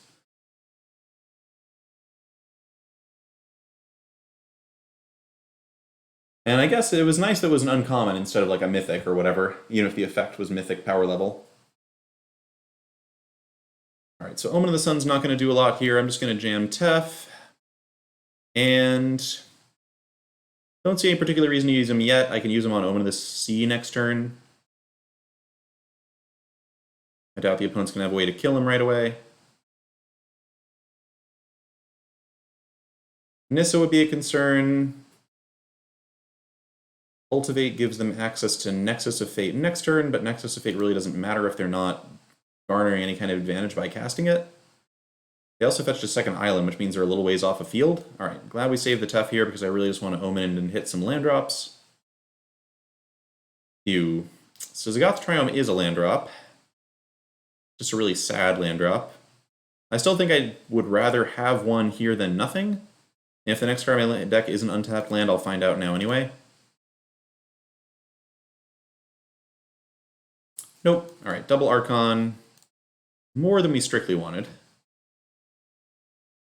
Archon's probably a pretty bad main deck card. I think there's enough of this kind of thing wandering around.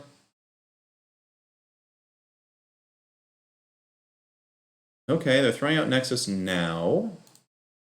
To what end? To what end?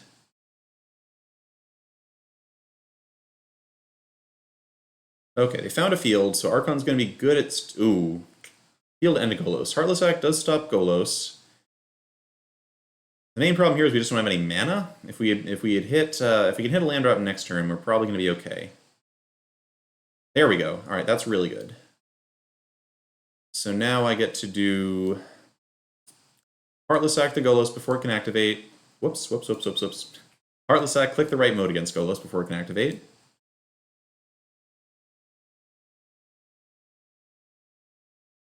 Plan to Omen of the Sun as a way of defending Tef from a zombie.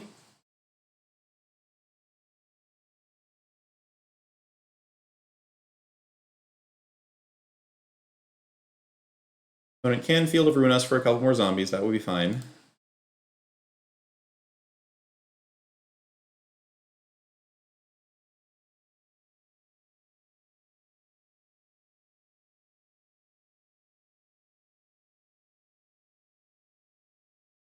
This is the part of the game where like Nexus coming out would be scary because it lets them attack with lots of zombies. Huh. I actually think it's more important to keep the numbers down a little than to preserve loyalty on Tef. I don't really want Tef to die next turn. I don't really plan to minus him. I think I'd rather just be bouncing Tef with Yorion here. Ideally, next turn we just hit a land so I can go Archon into Omen, and then Yorion can start generating just huge amounts of mana for me. Third Archon, that's not great. Alright, so now I think I need to Omen, hit a land, and Archon. I just have too much expensive crap in my hand. I should not have tapped the plains. That was really bad.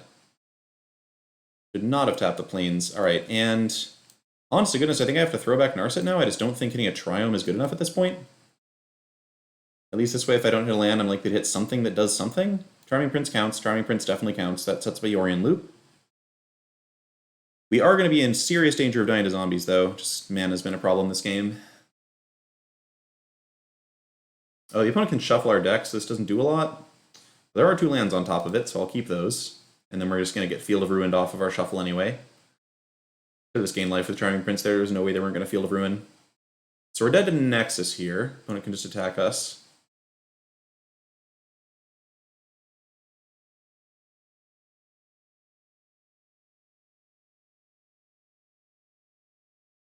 If we can get Archon and Yorion going at the same time, we're going to kill our opponent pretty fast. And we'll be able to keep up with field stuff, but Nexus is bad and Golos is very bad.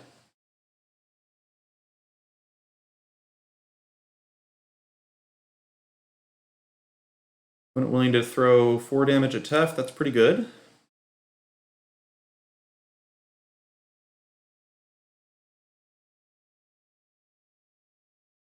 Your deck does have a lot of lands in it.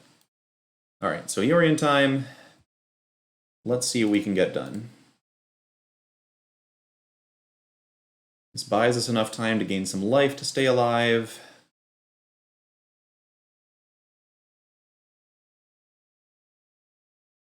Just want to hit land drops here. Neither of those works. Woof.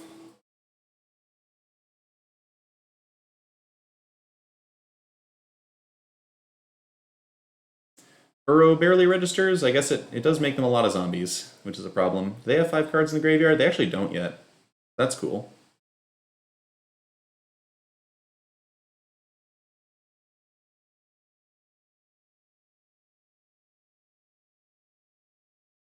Okay, so this is it. This is going to be tight.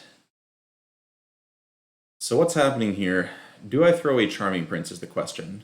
What's going to happen is Yorion's going to come back. I'm going to spend my next turn playing Archon.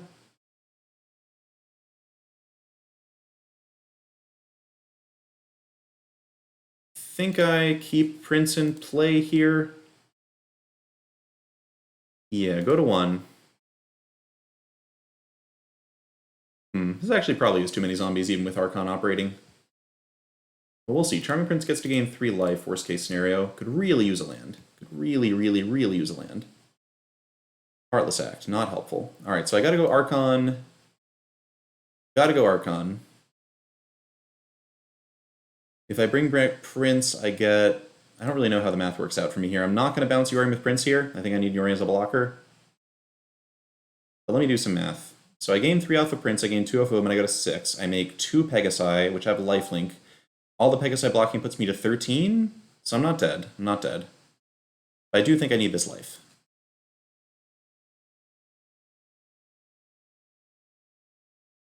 There are the lands. Alright.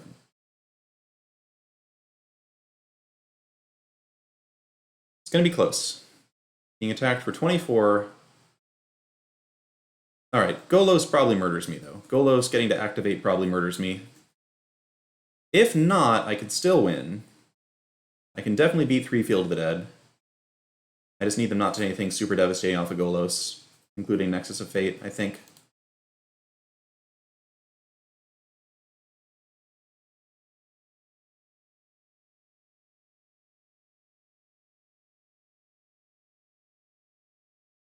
Alright, so that puts me taking 12, going to 13. I get to keep Charming Prince in play. We need to become Aaron Girdler tonight, chat. That's the goal.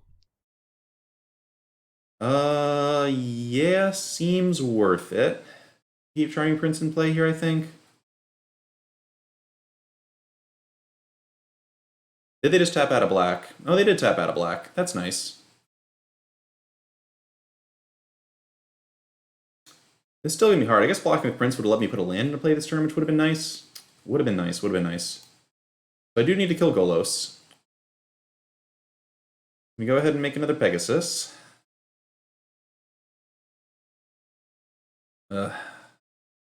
Remorse removes Uro from their graveyard, but they still can't get Uro back even if I... Actually, if I kill Golos, they can get Uro back.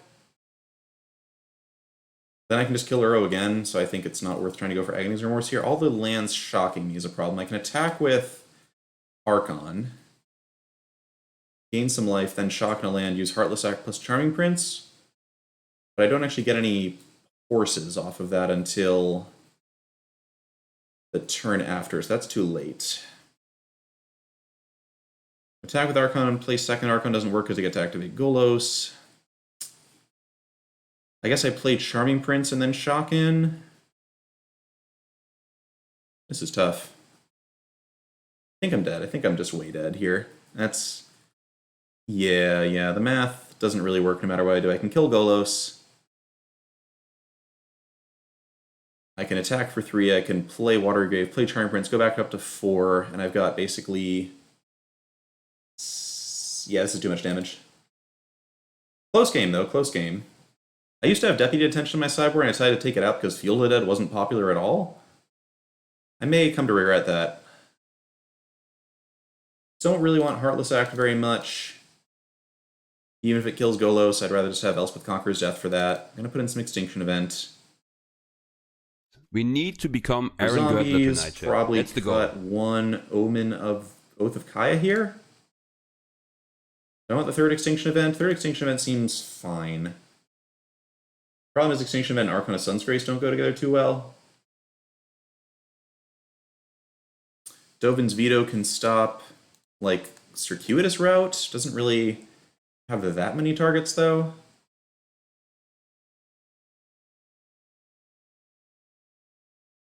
Huh. What does Dovin's Veto actually stop against this deck? Nexus of Fate, I guess? Probably a little bit better than, like, an Omen and an Oath or something like that.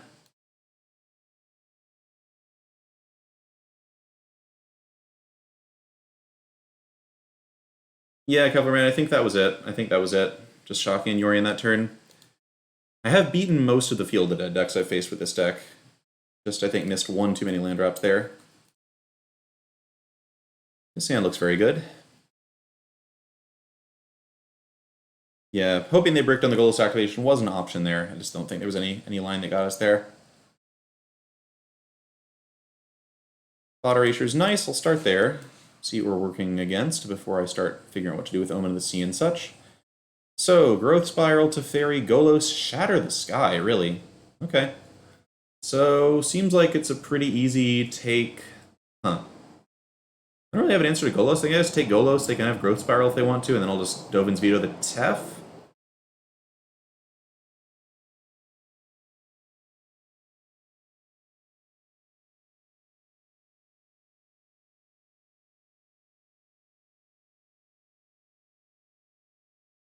So yeah, they're just like Bant Nexus with a bunch of Triomes. There, immediately we draw our answer to Golos. Slightly unfortunate, but whatever.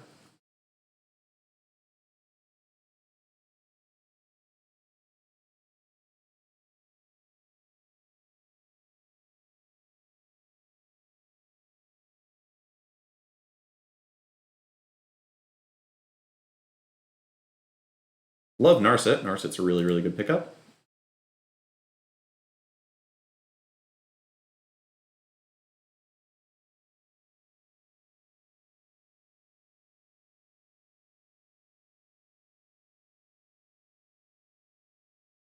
Okay, there's the late game Grazer. You love to see it.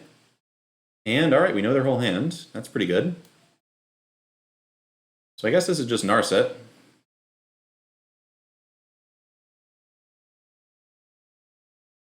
And start digging for more card draw.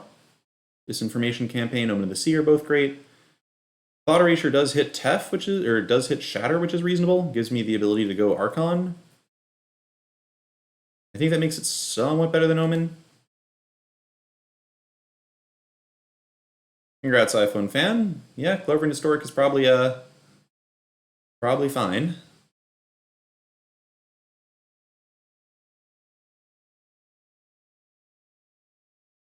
Okay. So Tef's obviously a pain that stops me from vetoing things for a little while. The next turn we just get to ECD it.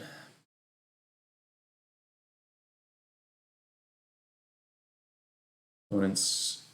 Yeah, I'm down to take a Tef. Opponent's got 4 cards in the art over there. Down to take a Tef specifically, of course, because now I just get to activate Narset into finding a Tef. Ooh, okay, never mind. I actually want Ego, right? By Ego Field of the Dead, that probably puts me in a pretty good spot. Yeah, let's just take Ego.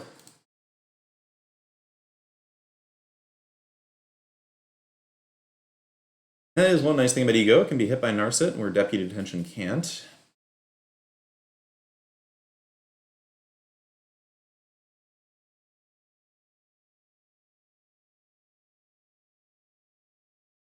Only running 2 Narset right now, but I do love the way she smothers these decks.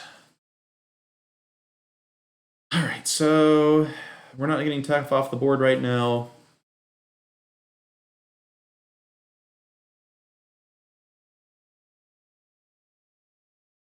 Alright, well, Grazer's gone. This time I'll keep Tef on top. And I think we just Ego the fields and see what else they're up to over there.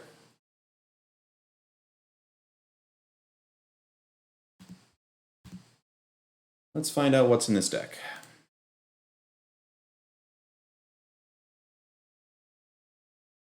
Oh, what? Wait, so when you select all 4 of them, it just immediately... Darn it! I was really planning to select all 4 of them and then look at the rest of the deck and hit done. I guess I now learned how Unworthy Go works. Nice interface, nice interface.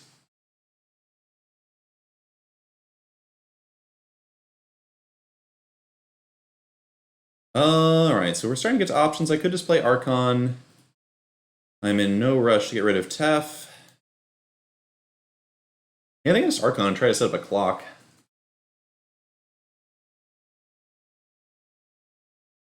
Yeah, I think this is the...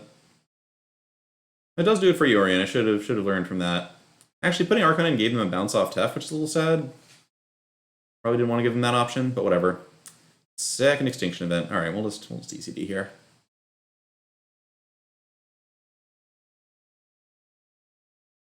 Now they got a counter. So the main thing I'm worried about now is like Ulamog, but they're missing land drops, which means we're a ways away from seeing Ulamog. I've got Extinction Event to counter Uro. Oh, Shark Typhoon is a card they could have. Shark Typhoon is definitely a card they could have that I should be thinking about a little bit.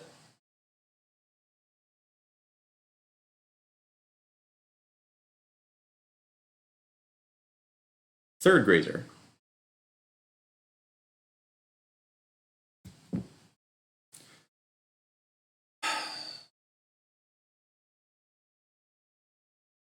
I could just Extinction Event the Grazers.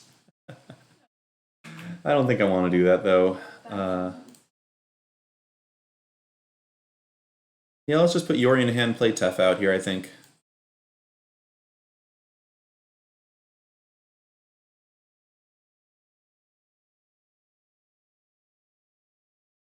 Gravidade, I have no idea.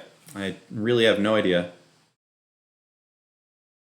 Alright, I can wait on Yorion if it gets Tef into play, because Tef bounces Omen. Also means that we're not getting Shark Typhooned, which is delicious. I'll attack with both because it gains me life.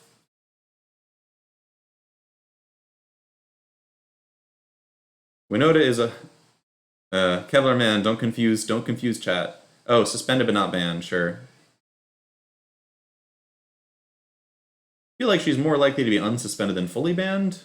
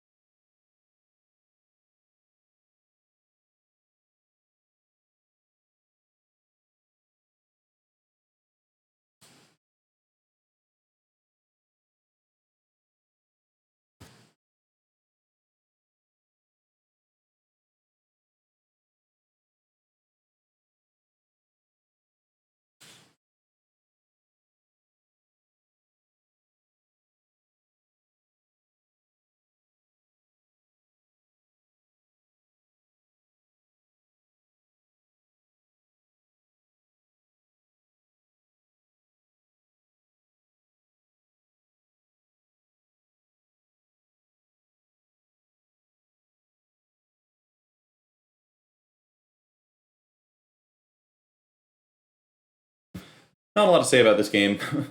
Often when Tef and Narset are both in play at the same time, there's not much to say about those games in general. I'll save my second Archon in case they have a third Shatter, I guess.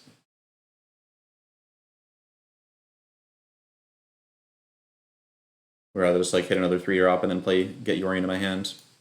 Campaign looks good. Prince also looks good.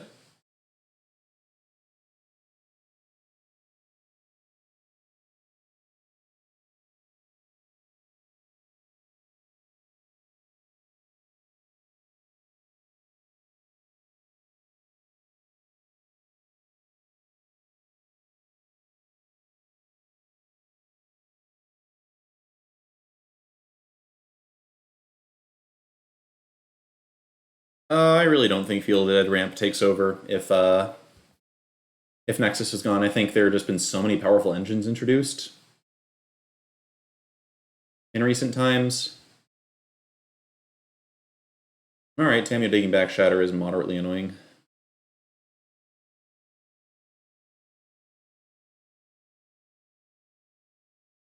But with Yorion Prince Loop going, it probably won't matter. Opponent has made the same decision, come to the same conclusion.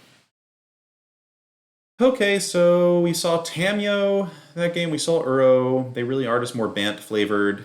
We saw Teferi, so Mystical Dispute, all in all, probably makes sense to come in. It's not great, but it's okay. It stops Growth Spiral as well.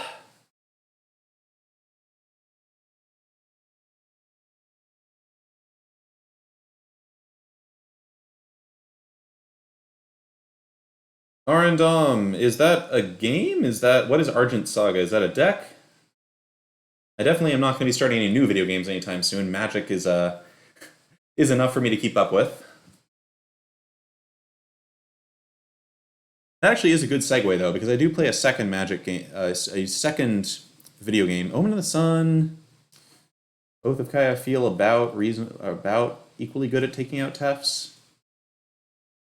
Veto probably Dispute's just better than Veto, right? Veto stops like Shatter and stuff, but that's not that exciting.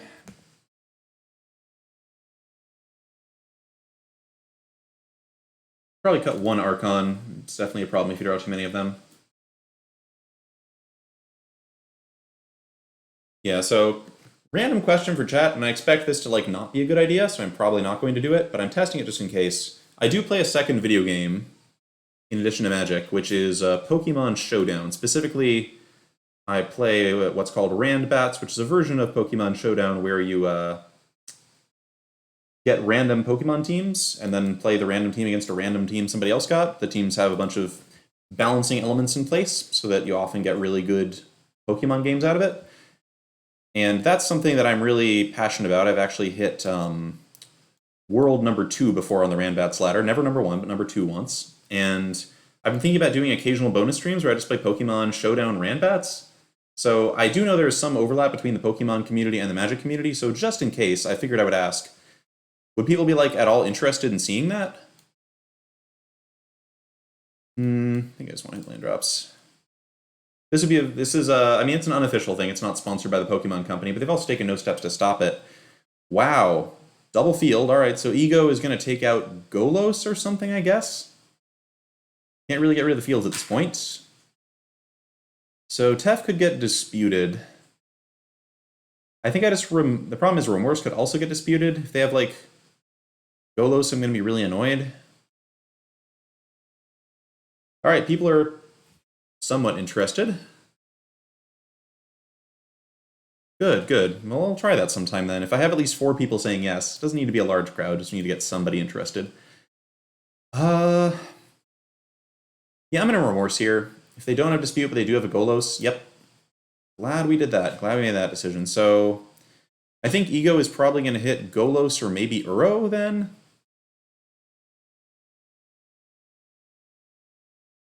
And this turn I'm absolutely just going to campaign. I just want to get rid of a thing in their hand, because every land in their hand is now 2 zombies. Do I know August? I don't know who that is, no.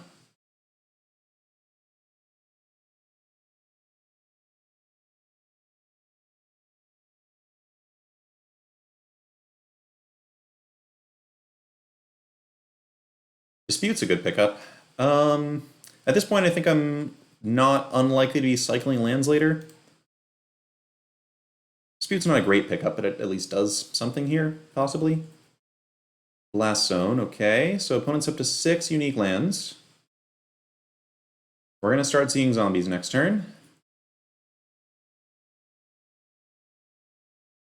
Let's campaign into Ego. If they like discard an Uro or something, that could change some of my decisions. The Archon's really, really good. Love Archon here. Yeah, what to Ego? Now I really wish I'd looked at my opponent's deck before. I think it's still just Golos. It's going to be a while before Uro comes down. And they're still a ways off of Ulamog as well, and we're going to be discarding their cards with Disinformation Campaign throughout this game. I guess they can pump Blast Zone and kill Tef in Campaign. Okay, so Fabled Passage, their library has 3 more Goloses, Nexus of Fate, Teferi, Nexus of Fate, Uro. Okay, so they're like really single, they don't have like Ulamogs or anything. It looks like they're just very single-minded about using Nexus plus Field to take me down. Fabled Passage is not a great thing, but they're drawing 1 card per turn, so even if they're making a lot of zombies with that 1 card. Yeah, Ego Draw Step made more sense there, I guess, except for that I didn't really want them... Thing is, if I had Ego'd something that was in their hand, they were drawing a card anyway. I guess Ego Draw Step gives you more information, so it's strictly correct.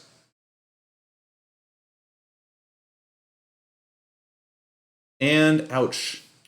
Cultivate's pretty tough. Archon can hold off a lot of zombies, though. A lot of zombies.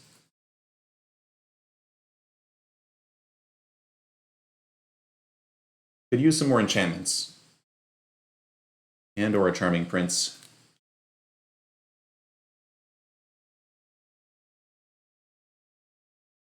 Problem with Blast Zone is they can just pump this to 4 if they see Archon come down, so I'm not sure I can actually let them see Archon. I think this might have to be just put Yorion into hand, hold up Cycling on a Tri-land or something, hope they Blast Zone here end of turn, and then I get to go Archon plus Tef bounce a zombie. They're going to have 6 zombies, putting me to 7. Then they play a land, they get to 8 zombies. I'm at 7 life. I play Archon plus Tef, bounce a zombie. That actually just kills me, huh? So I need to have Archon plus like an enchantment or something? If I play Archon, they Blast Zone Archon. Then they get us 2 more zombies off field, and I guess I have Extinction Event as an out still?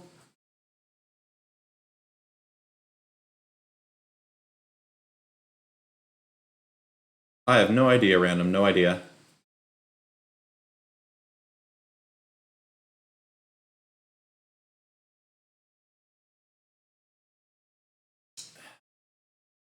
I can also play my Tef, bounce Campaign back to my hand.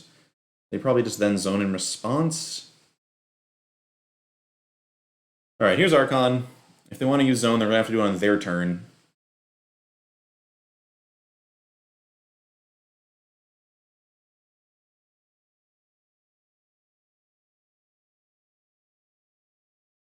Okay, they decided that Archon is their concern.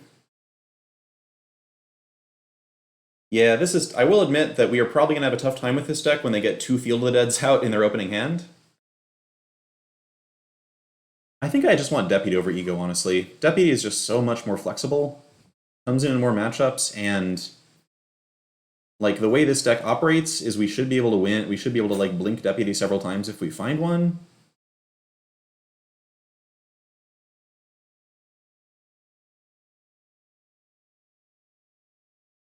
Yeah, Yorion to hand might have been better than Ego there, also. Wait, are they down to fewer? Oh, they're at 6 unique lands again, which is pretty funny. They played the 3rd field not realizing they weren't going to get zombies off it. I still need to find Extinction Event, though. Like, I think that's my only option here. Oath of Kaya actually does work because they didn't put zombies into play there, so I'm going to go for, I guess... play Tef. Bounce Campaign.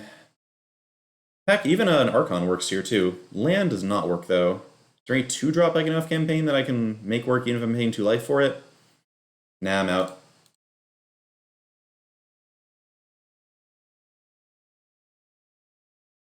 You're good, random, you're good.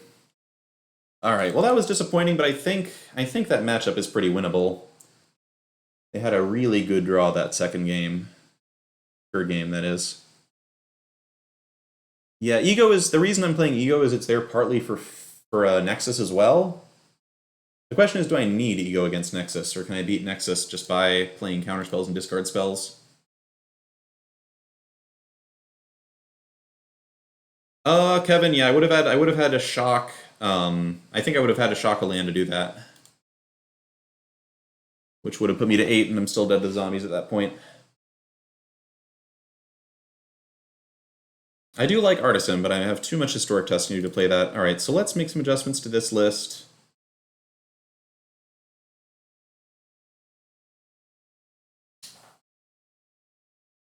Archon's nice, but I don't think it's a 4 of. I'm gonna go for a 3rd campaign here. Heartless Act could be split with Eliminate, but I really like that it killed Golos in that match.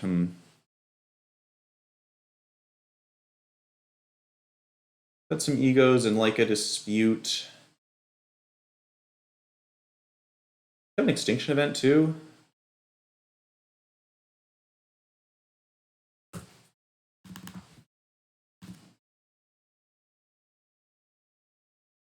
Alright, let's try one more match with Yorion. I think the performance was fine. There was about what I would have expected. Things just lined up awkwardly in that 3rd game.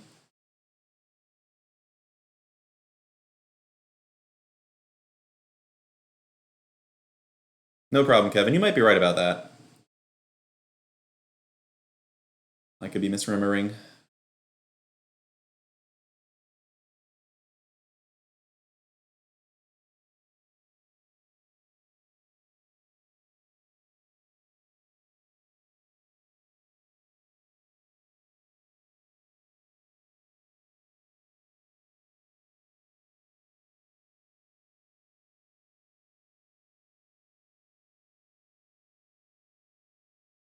Yeah, Deacon Black. The problem wasn't the first copy. We can beat 1 copy of Field just in the normal course of events very easily. The problem was them having 2 copies in their opener before I got to Ego.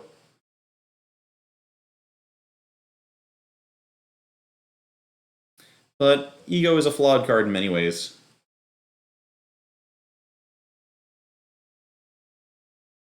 Yeah, I think Necromentia... I think the problem with Necromentia is the double black. If it were not double black, I would consider it for this deck, but I think we're actually going to have an easier time hitting hitting Ego, just mana-wise. Was kind of hoping for no Burning Tree Emissary, but we can handle a little bit of this. Definitely not a ban I would mind seeing. Alright, that's fine, that's fine.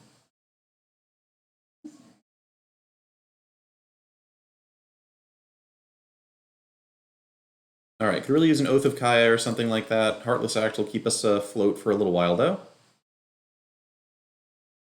Random, we had that conversation at length, right? Do you remember the... Yeah, it was right before the last match we were having that conversation. But maybe you came in during that match. Basically, I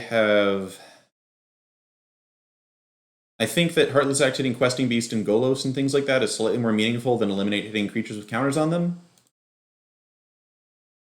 I think against Gruul they're about equal, and Heartless Act just hits a little bit more random stuff. But I could be wrong about that.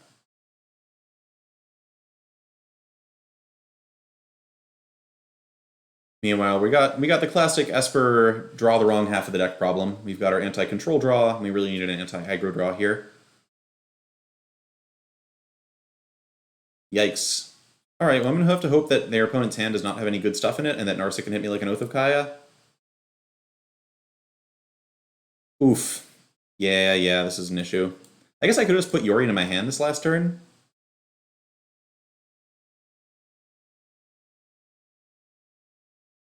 Yeah, Kevlar Man, I think that Narset is not very common in Historic. I have seen like almost no Narsets. And Teferi is just not a card that concerns me very much because we have no good targets for Tef to bounce and we don't run that much counter magic. Opponent's just gonna go for the ignore Narset plan, which kinda makes sense. I guess they don't know what I have in hand. Ah, I see. Well, I don't think we have anything that beats this, unfortunately. Even Oath of Kaya, let alone another land. Alright, post-board, things get easier. Alright, Sidetrack, I'll take a look. Curious about what the engine is here. Historic does feel very exploitable. I'm sure there are some Stone Cold decks. Jeskai Control, you say? Huh. This seems like it doesn't have quite enough tools against Nexus, but what would I know? Looks intriguing. I'll have to give it a shot at some point. Alright, well, we get deputies.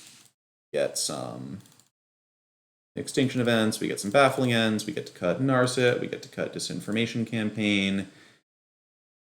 Agonizing Remorse gets cut. And last cuts for 2 more campaign. I think I like having some discard spells that are targeted for turn 2. And we'll do this. Also, thanks for the resub, Sidetrack.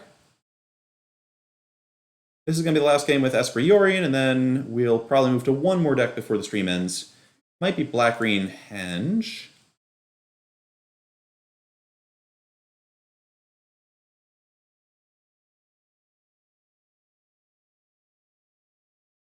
Gavler, man, I feel like the answer to that question is pretty straightforward.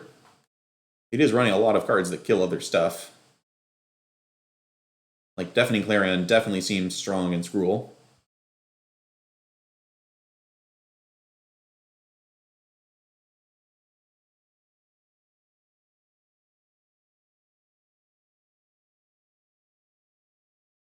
Archon's a nice pickup. So, given that they didn't have a 1-drop, I think I'm more interested in scrying 2 just to make sure I'm hitting land drops and stuff. This looks good. Do I want Omen? I kind of do want Omen as a follow-up to Archon.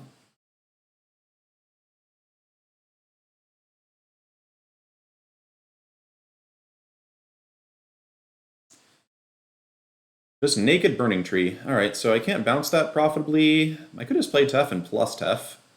And they play Spellbreaker, hit me with Emissary plus Spellbreaker. Problem is, bouncing Burning Tree really accomplishes nothing. Yeah, maybe I do just go with Omen over Tef here. I have the Yorion anyway, like in hand to use.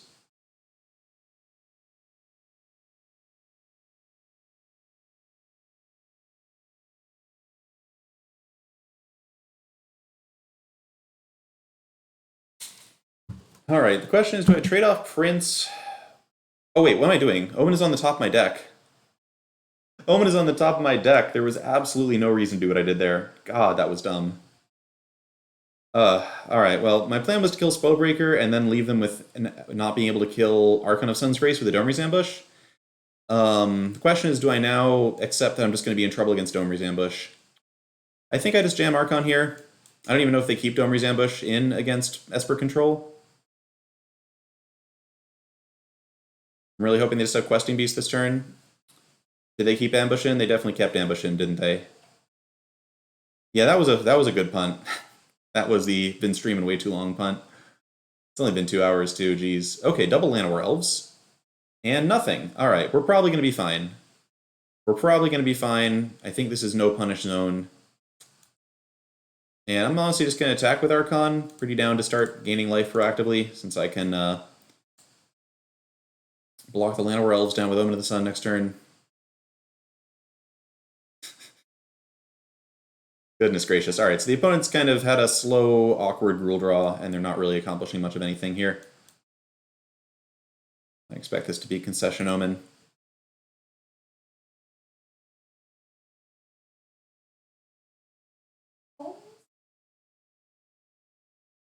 Settle the wreckage.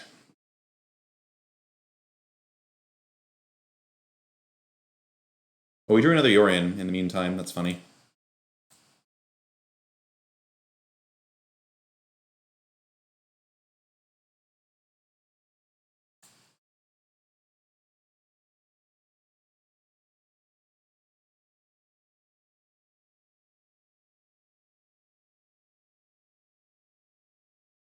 Well, that's the point, Shouty. It's to settle the wreckage that works against Gruul Spellbreaker. Nice Cindervines. Do not know about playing this card against me. It seems pretty bad. Although I guess they didn't know that the Archon plan was going to be my whole plan here.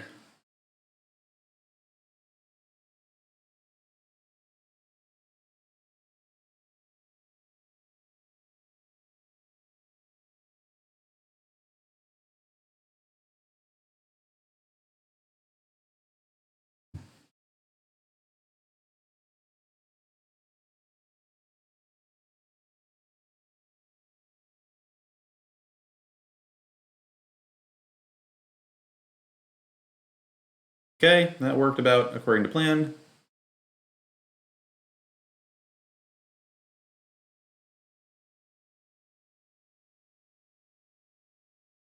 One issue is if they do bring an ambush, that makes Deputy Detention worse, in addition to Archon. I mean, you could just play random, like, Esper Control with Yorion in it, and not be doing, like, Archon of Sun's Grace. Playing Yorion to bounce, like, Omen of the Sea or whatever is pretty common, but Archon of Sun's Grace is not.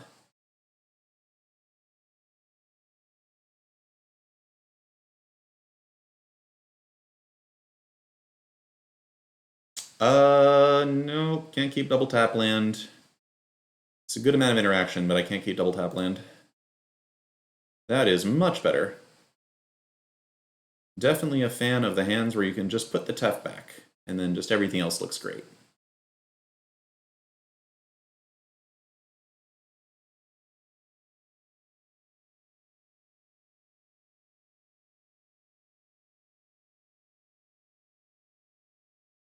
On the play, I think I'd actually be likely to keep the Tef. I think on the draw, I'm keeping Deputy.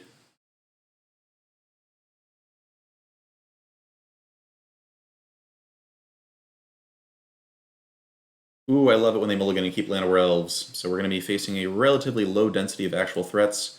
I guess I could have put Archon back since I don't have double white yet. That's maybe a slight issue. Cindervines. Alright, so that can actually kill Baffling End and give them a nice 3-3, which is a slight issue. I can Deputy Cindervines. Huh. Part of me wonders if I should Baffling End the Llanowar Elves and then try to Deputy the Cindervines. Like, they might actively want to turn Llanowar Elves into a 3-3, but they also might need this for mana. I think I'm going to try for this, because even if they Cindervines it into a 3-3, they're not going to have mana to do much of anything else. And then I can Deputy the 3-3.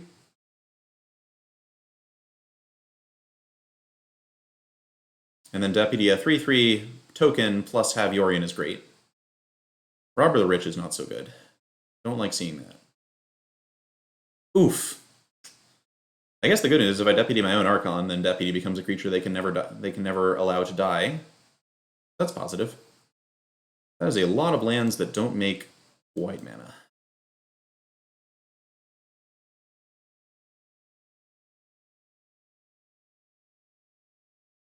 Yeah, keeping Tef was probably better than keeping Archon, given the no white. Some lazy plays here. And now if they have Questing Beast, I'm suddenly under just tremendous pressure. Really hoping they just go ahead and make my Archon against me. Nope. That would have been too convenient. Alright, still a winnable game.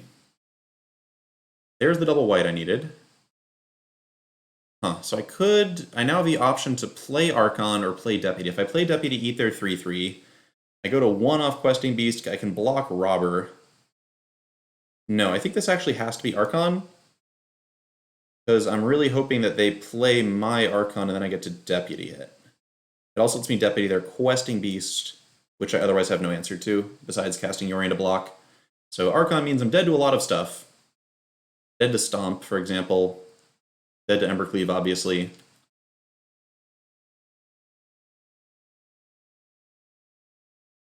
Alright, so now if I pick off Robber, I go to 1. But then they play my Archon, I Deputy my Archon, and they can't really attack anymore. They can attack with Questing Beast. This is, I think, the best way to win. If they don't have Cleave, they're going to have Cleave, though, so it's all a moot point. Okay. Died to Gruul. First game draw was really unfortunate, but... Yeah. Yeah. It is hard playing a deck without a strong, focused plan, where you're just hoping to draw the right pieces in the right order. This deck was insane in Historic last season, but I think people are just playing better decks now for the most part. There's also just a lot of numbers to work out.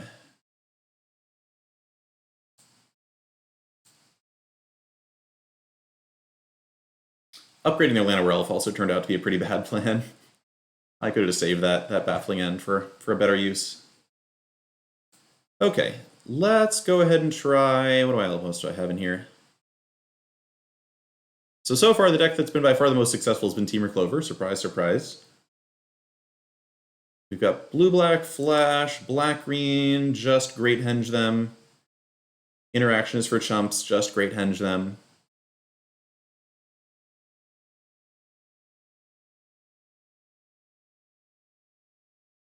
I should be playing some Steel Leaf Champion in this deck, right? I like forgot the Steel Leaf Champion existed. Let's fix that. But if I'm supposed to be playing Steel Leaf Champion, am I just not playing Questing Beast? Is that the thing? Am I not playing some Vivians?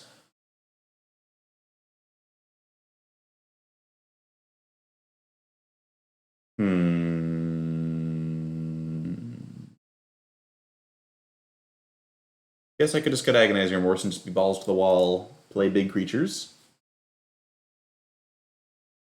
Had worse plans than that.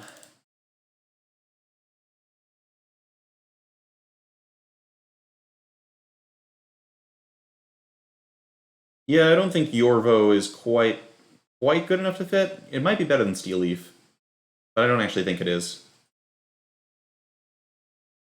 Yeah, I don't remember what green-black list you're talking about, Porius, but oh yeah, the Garrick list. Right, let me see this. Wanted Scoundrels. Wanted Scoundrels is pretty all-in. Alright, so you've got Galta, which is cute. Garrick's Uprising is actually... Okay, Garrick's Uprising with Wanted Scoundrels is pretty cool. I'm intrigued. You know what? Whatever. Let's try this. Let's try this. This, I think, is the first time I've ever just straight up played a viewer deck on stream. Let me build it real quick. Yep, so people were asking for Galta. I want to play Wanted Scoundrels in Historic. That's what I want to do.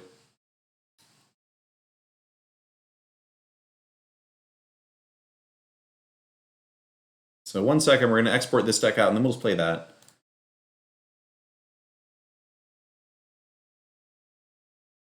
No, curse you, Magic Arena. Man, if they raise the maximum number of decks I'm allowed to play, I'm going to be so happy when that happens. It's going to be such a good day. Wait. Here we go.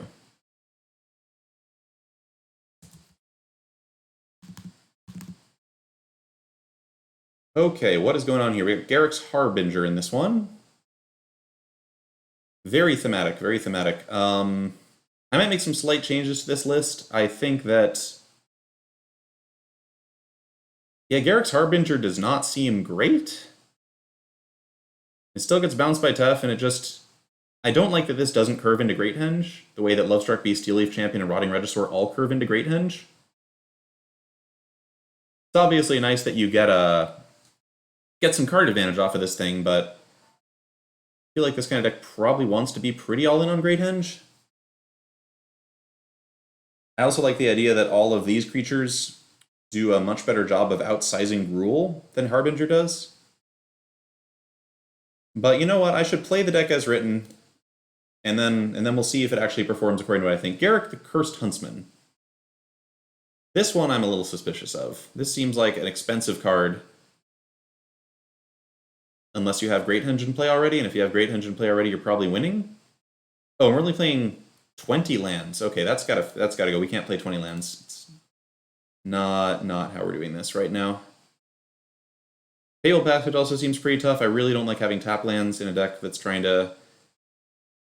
where the first 3 turns are most important, so I'm going to make some slight changes to the mana base here.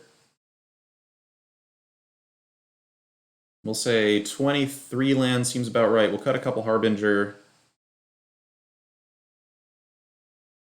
Pretty sure I want to add a 4th Steel Leaf Champion to...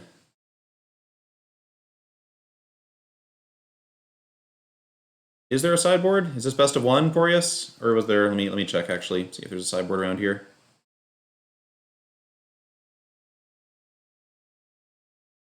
A sideboard did not come with the deck on Goldfish. Yeah, there's no sideboard here. So I'll also whip up a quick sideboard. Alright, so we cut the Garricks. 3 Great Henge seems fine. Yeah, I hadn't realized there were 20 lands in the deck. I gotta make room for 20... maybe 23 is fine. Gosh, I really, especially with Galta, I really want to hit land drops.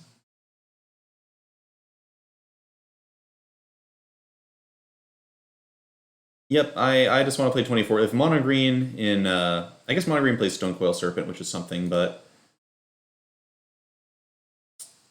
yeah, and let's just play a 4th Regisaur seems like insane with Galta and Great Hinge in a way the other 3-drops aren't as insane. And then sideboard-wise, we'll throw in some Ceratops,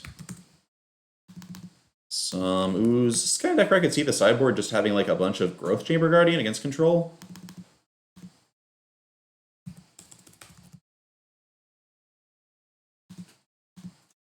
Duress for Nexus, maybe just 4 Duress for Nexus and control.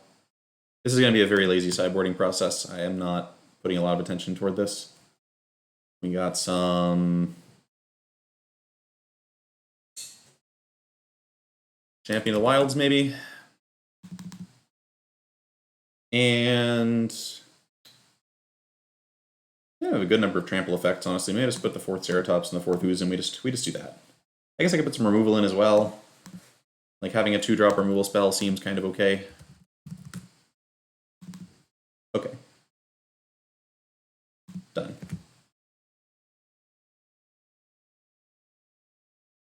Yeah, we got a little bit of removal in there. Mostly our removal is having much bigger creatures than the opponent.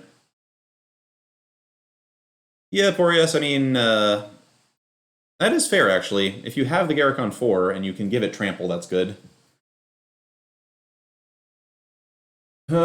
Maybe we'll try. I guess we can try more of a mix of things. We have a chance to try more different cards that way. So if I cut, maybe we go for like 2 Steel Leaf, 2 Harbinger, 2 Lovestruck Beast, and I keep the 4 Rotting Regisaur because Rotting Regisaur is nuts. Although it's also a card we're going to sideboard out a lot, notably. I also just cut Steel Leaf if we're a 2-color deck.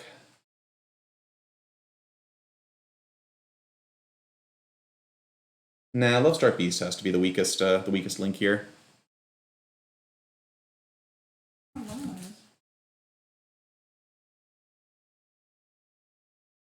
Okay, I'll try that.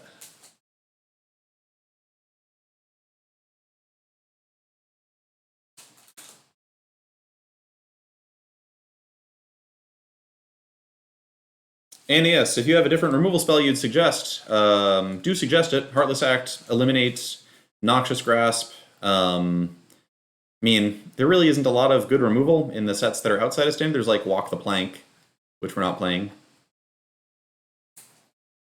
Yeah, so Lovestruck Beast has only 8 1/1s is kind of low for that. And that's if we were playing 4 Lovestruck Beast. If you're already playing fewer than 4 Lovestruck Beast, the card gets a lot weaker.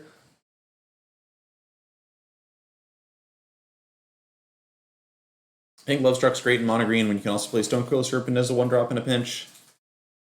The big thing I'm looking for is, like, does it feel like Wanted Scoundrels and Rotting Regisaur are giving enough to this deck that we shouldn't just be playing mono green? This hand's good. This is the hand we want. Would love to see Gruul.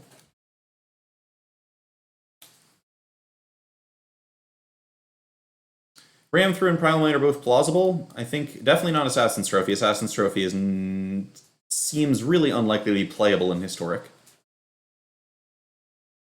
Alright, so we're getting Teft. If we just get Teft into Shatter, it's a little disappointing, but Garruk is pretty reasonable. As a follow-up to all that. Cast Down's an option too. Cast Down's a pretty good option. Basically, you're missing Questing Beast that way, and missing like Yorion, Golos, Uro. Alright, opponent's got the double Teft draw, but that just means I get to go Henge next turn, which is something. So if they have ECD as well, I'll be really sad, but otherwise, this is looking kind of clean.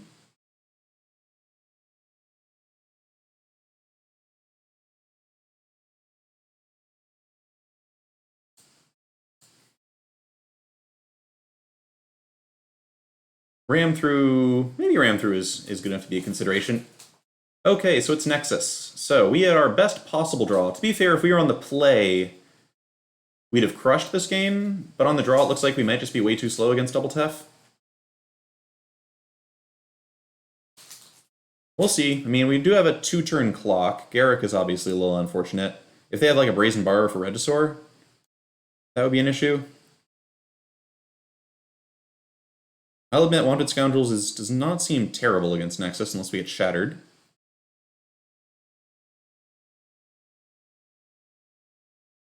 And there's Galta. Okay. I think I just go for Galta over Garruk here. We need to untap to win the game anyway.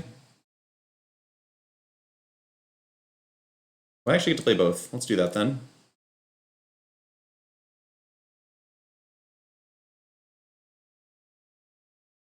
And I could send Regisaur in for 10.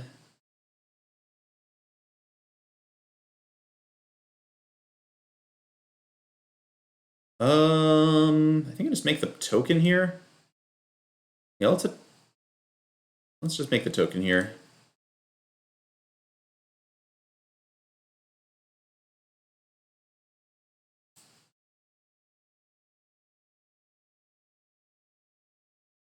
If they do borrow this, this at least indicates that they're not confident. Oh, Shark Typhoon for 1. Right, I need to learn what the Bant Nexus decks play. I absolutely should have given Regisaur Trample there. I wasn't thinking about Shark Typhoon. I guess even if they bounce Galta, we still have lethal. No, we hit them for 19 if they can bounce Galta.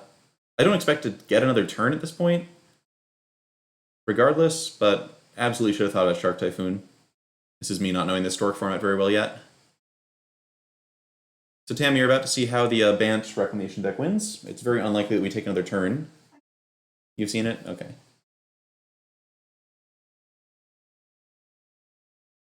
I am aware.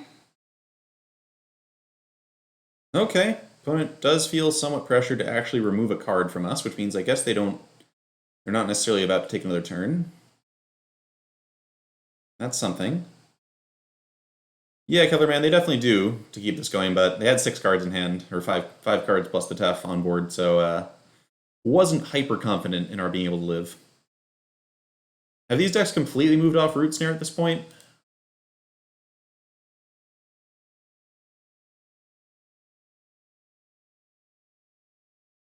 Question from the Peanut Gallery. Are you the Peanut Gallery? What's the question?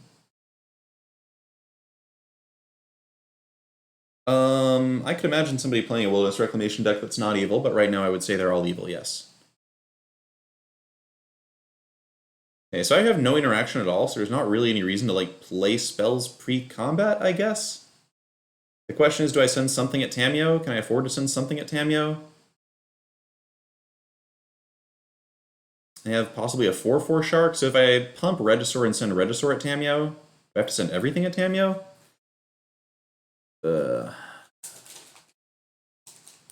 So problematic.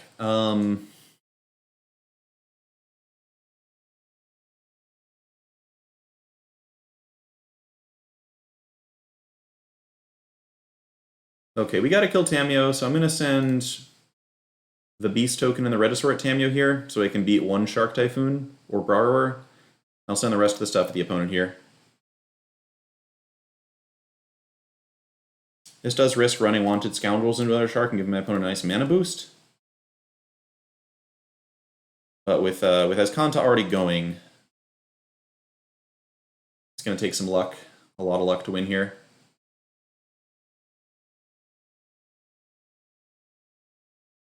Yeah. Such an obnoxious Magic card.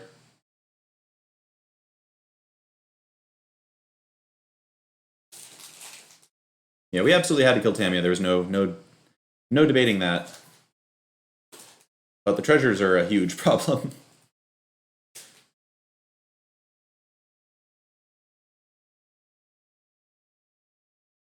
I guess I probably should have kept Llanowar Elves in hand in case their turret plays the Shatter next turn. I'm going to keep Pelt Collector. There's not really any reason to... I've already got 13, 16, 19 damage off of Garrick.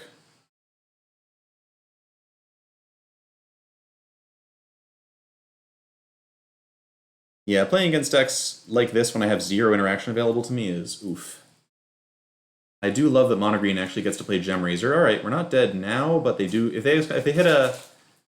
Okay, I'm scooping this. There's a... We can't beat them even if I get to untap and attack.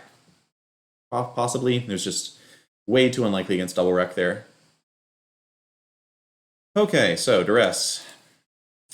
Vivian Champion of the Wilds feels like more of a pure control thing. Scavenging Ooze seems better than Wanted Scoundrels. I think I just cut Garrick's Uprising and Scoundrels and just bring in interaction. Bring in some Ceratops as well, probably over Galta. They're a Shadow of the Sky deck and they're going to have more removal post board. Rotting Regisaur at least doesn't get gusted, so I think it's worth keeping around.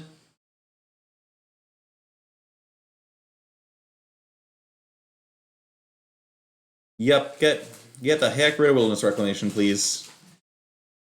If not, then I'm fine seeing Nexus go away again.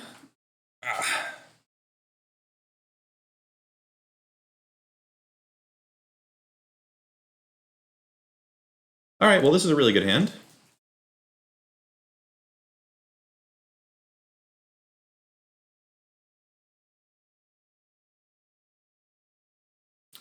Do they, Kevlar Man? That's good to know. I could see it as a 3 of. I still wonder if Garrick's actually better than Vivian.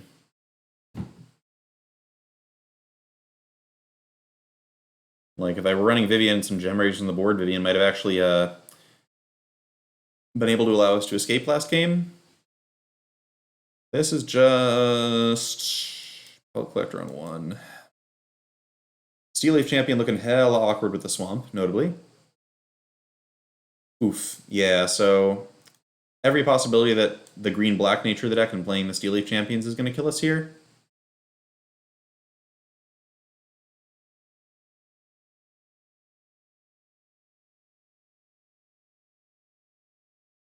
Vivian Reed being 5 mana is kind of doesn't seem very playable. Alright, there we go.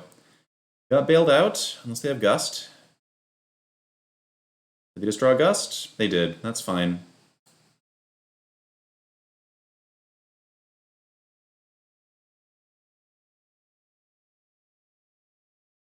Yep, I respect that. I respect that. Okay.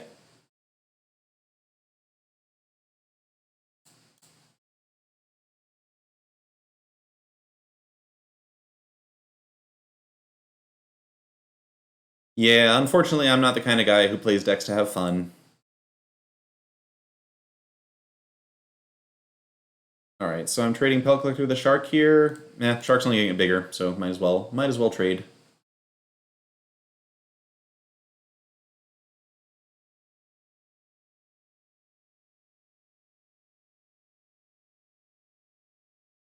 Possibly Kevlar Man, but playing Paradise Druid is also gonna kind of mess up the deck's theme a little bit. Wilderness Wreck is down, and they already have something to do? Oof. Okay. Llanowar Elves. That I guess means I'm going Henge, because I can't give Ceratops haste anyway.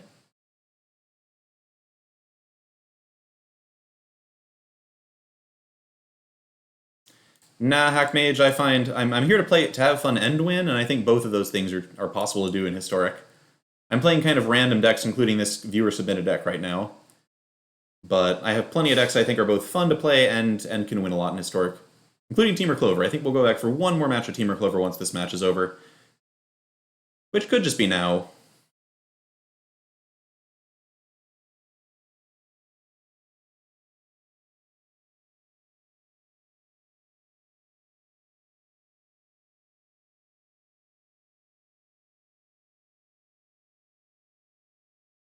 Okay, getting to untap there is nice. Let's start with Duress in case they have a third Gust. Obviously, Chemist's Insight makes Duress a little less impactful than it might have been otherwise. Double Shatter. Beautiful. Beautiful. Alright, well, we're going to get Shattered.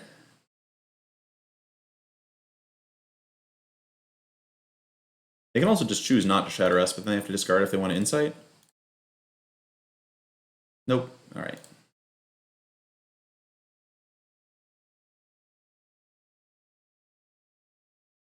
Oh yeah, I'm sure the Gobos deck can win. Goblins has never been an archetype that I've found that fun, but it's something I could try at some point. I do like my card advantage-y tribal decks. So opponent's gone through 2 Shatters.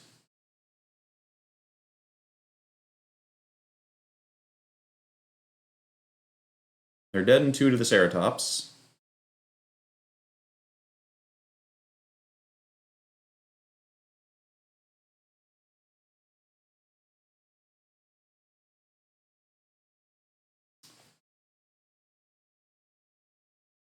Monogreen Tron with Urza. What Urza are you referring to here? Is there some... Are you talking about Karn? Or like... I can't think of what card you're referring to here.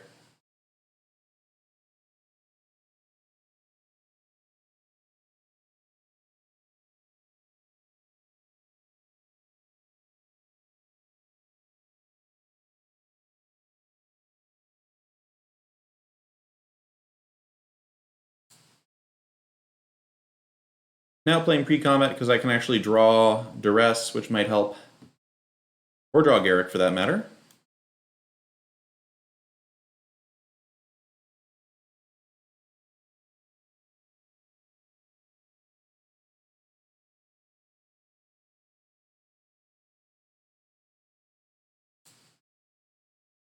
Okay, no third Shatter. They did get to scry a bunch, and I didn't see if they kept on top or not. Against double Reclamation with the opponent having a Chemist's Insight in the yard, we're probably not getting another turn. But I don't really know the probabilities here per se. They still need a source of persistent card advantage. Okay, there's the Nexus. Not going to give in just yet, but we'll give in very soon, because really there's nobody who benefits from watching this.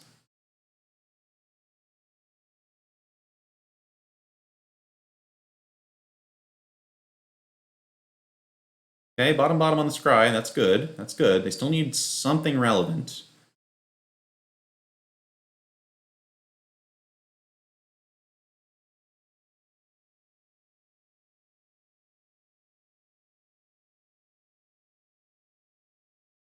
Third Reclamation doesn't quite do it. That means they get 2 cards. They get basically a scry and a Chemist's Insight here, which is a lot of chances to find a Nexus. But given that they didn't plus Tef, Shatter doesn't do it here.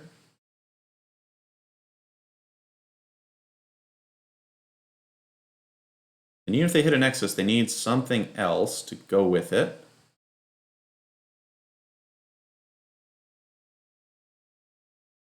Huh, they can't castle a Nexus at this point. Maybe they just have another Nexus in hand? I wonder what they're hoping to pull here. That was weird. Like what? Okay. Huh. Alright, they didn't have anything. Edge of the seat. LOL. Alright, pretty happy with the sideboard plan. If they weren't a Teferi deck, I'd be more tempted to do Vivian to work around Shatter, but...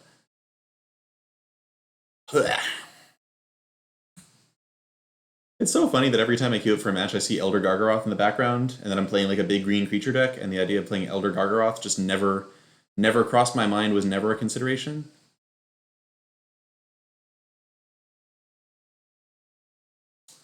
Single Woodland Cemetery, yeah, no. Woof. Well, I have to. I think I'm putting back to rest and just keeping an endless swarm of haste creatures. If I draw a black source, that's painful, but no guarantee that I actually do get the black source. This deck probably should just be mono green. Playing black is really tricky to do.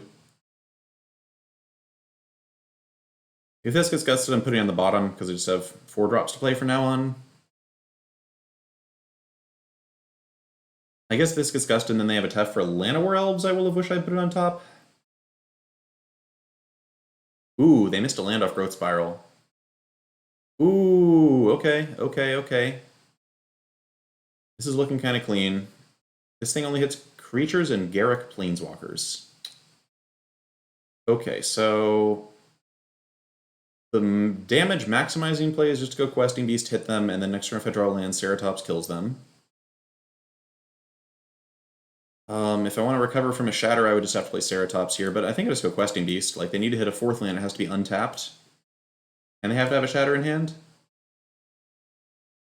Plus I get to draw off of this.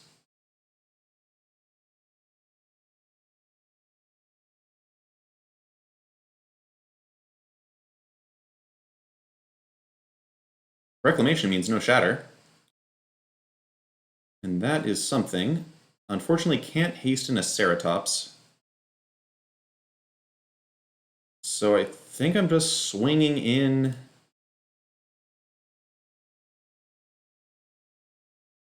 with these, seeing what they do. Maybe Ceratopsing post-combat. Gust on Harbinger. Don't need to put that on top. Can't play Henge. Yeah, we'll go Ceratops. Because they didn't seem to have a Shatter last turn.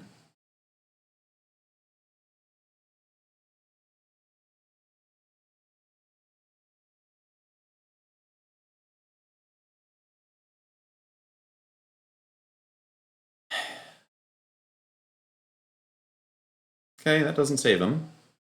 Alright, instant speed shatter coming out then, that's fine.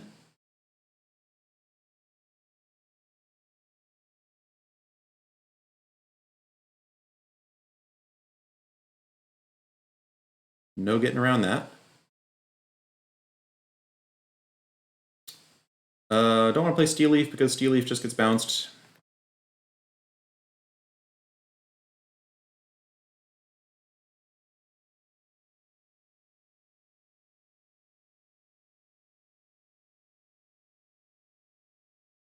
Not looking great here. Shark Typhoon's also a big threat at this point. Oh, there's going to Nexus.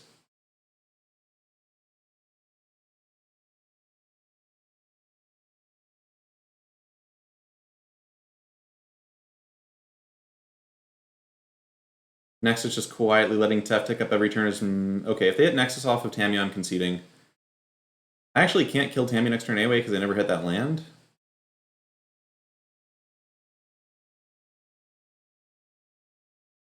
If they cast Nexus, I'm conceding. Yeah, this is not going to sit through that for the 5% chance. And I think that's actually going to cut the stream short. I think going into percents is fine. We played some Temur Clover earlier, so if you want to see that, you should go back and look at the first couple matches.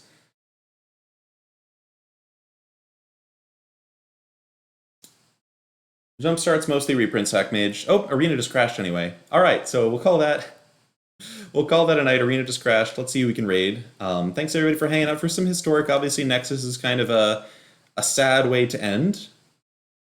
But I think there's some sweetness to be found in the format. I think I have a bunch of decks that are pretty cool that I haven't played on stream yet. And I look forward to giving those a try soon. And who all is playing here? We got any Historic streamers? Okay, we got Jana. I'm never really upset at Mike because I know Mike's got like. Jana here. I know his heart's in the right place. Yeah, let's go raid Jana, I think.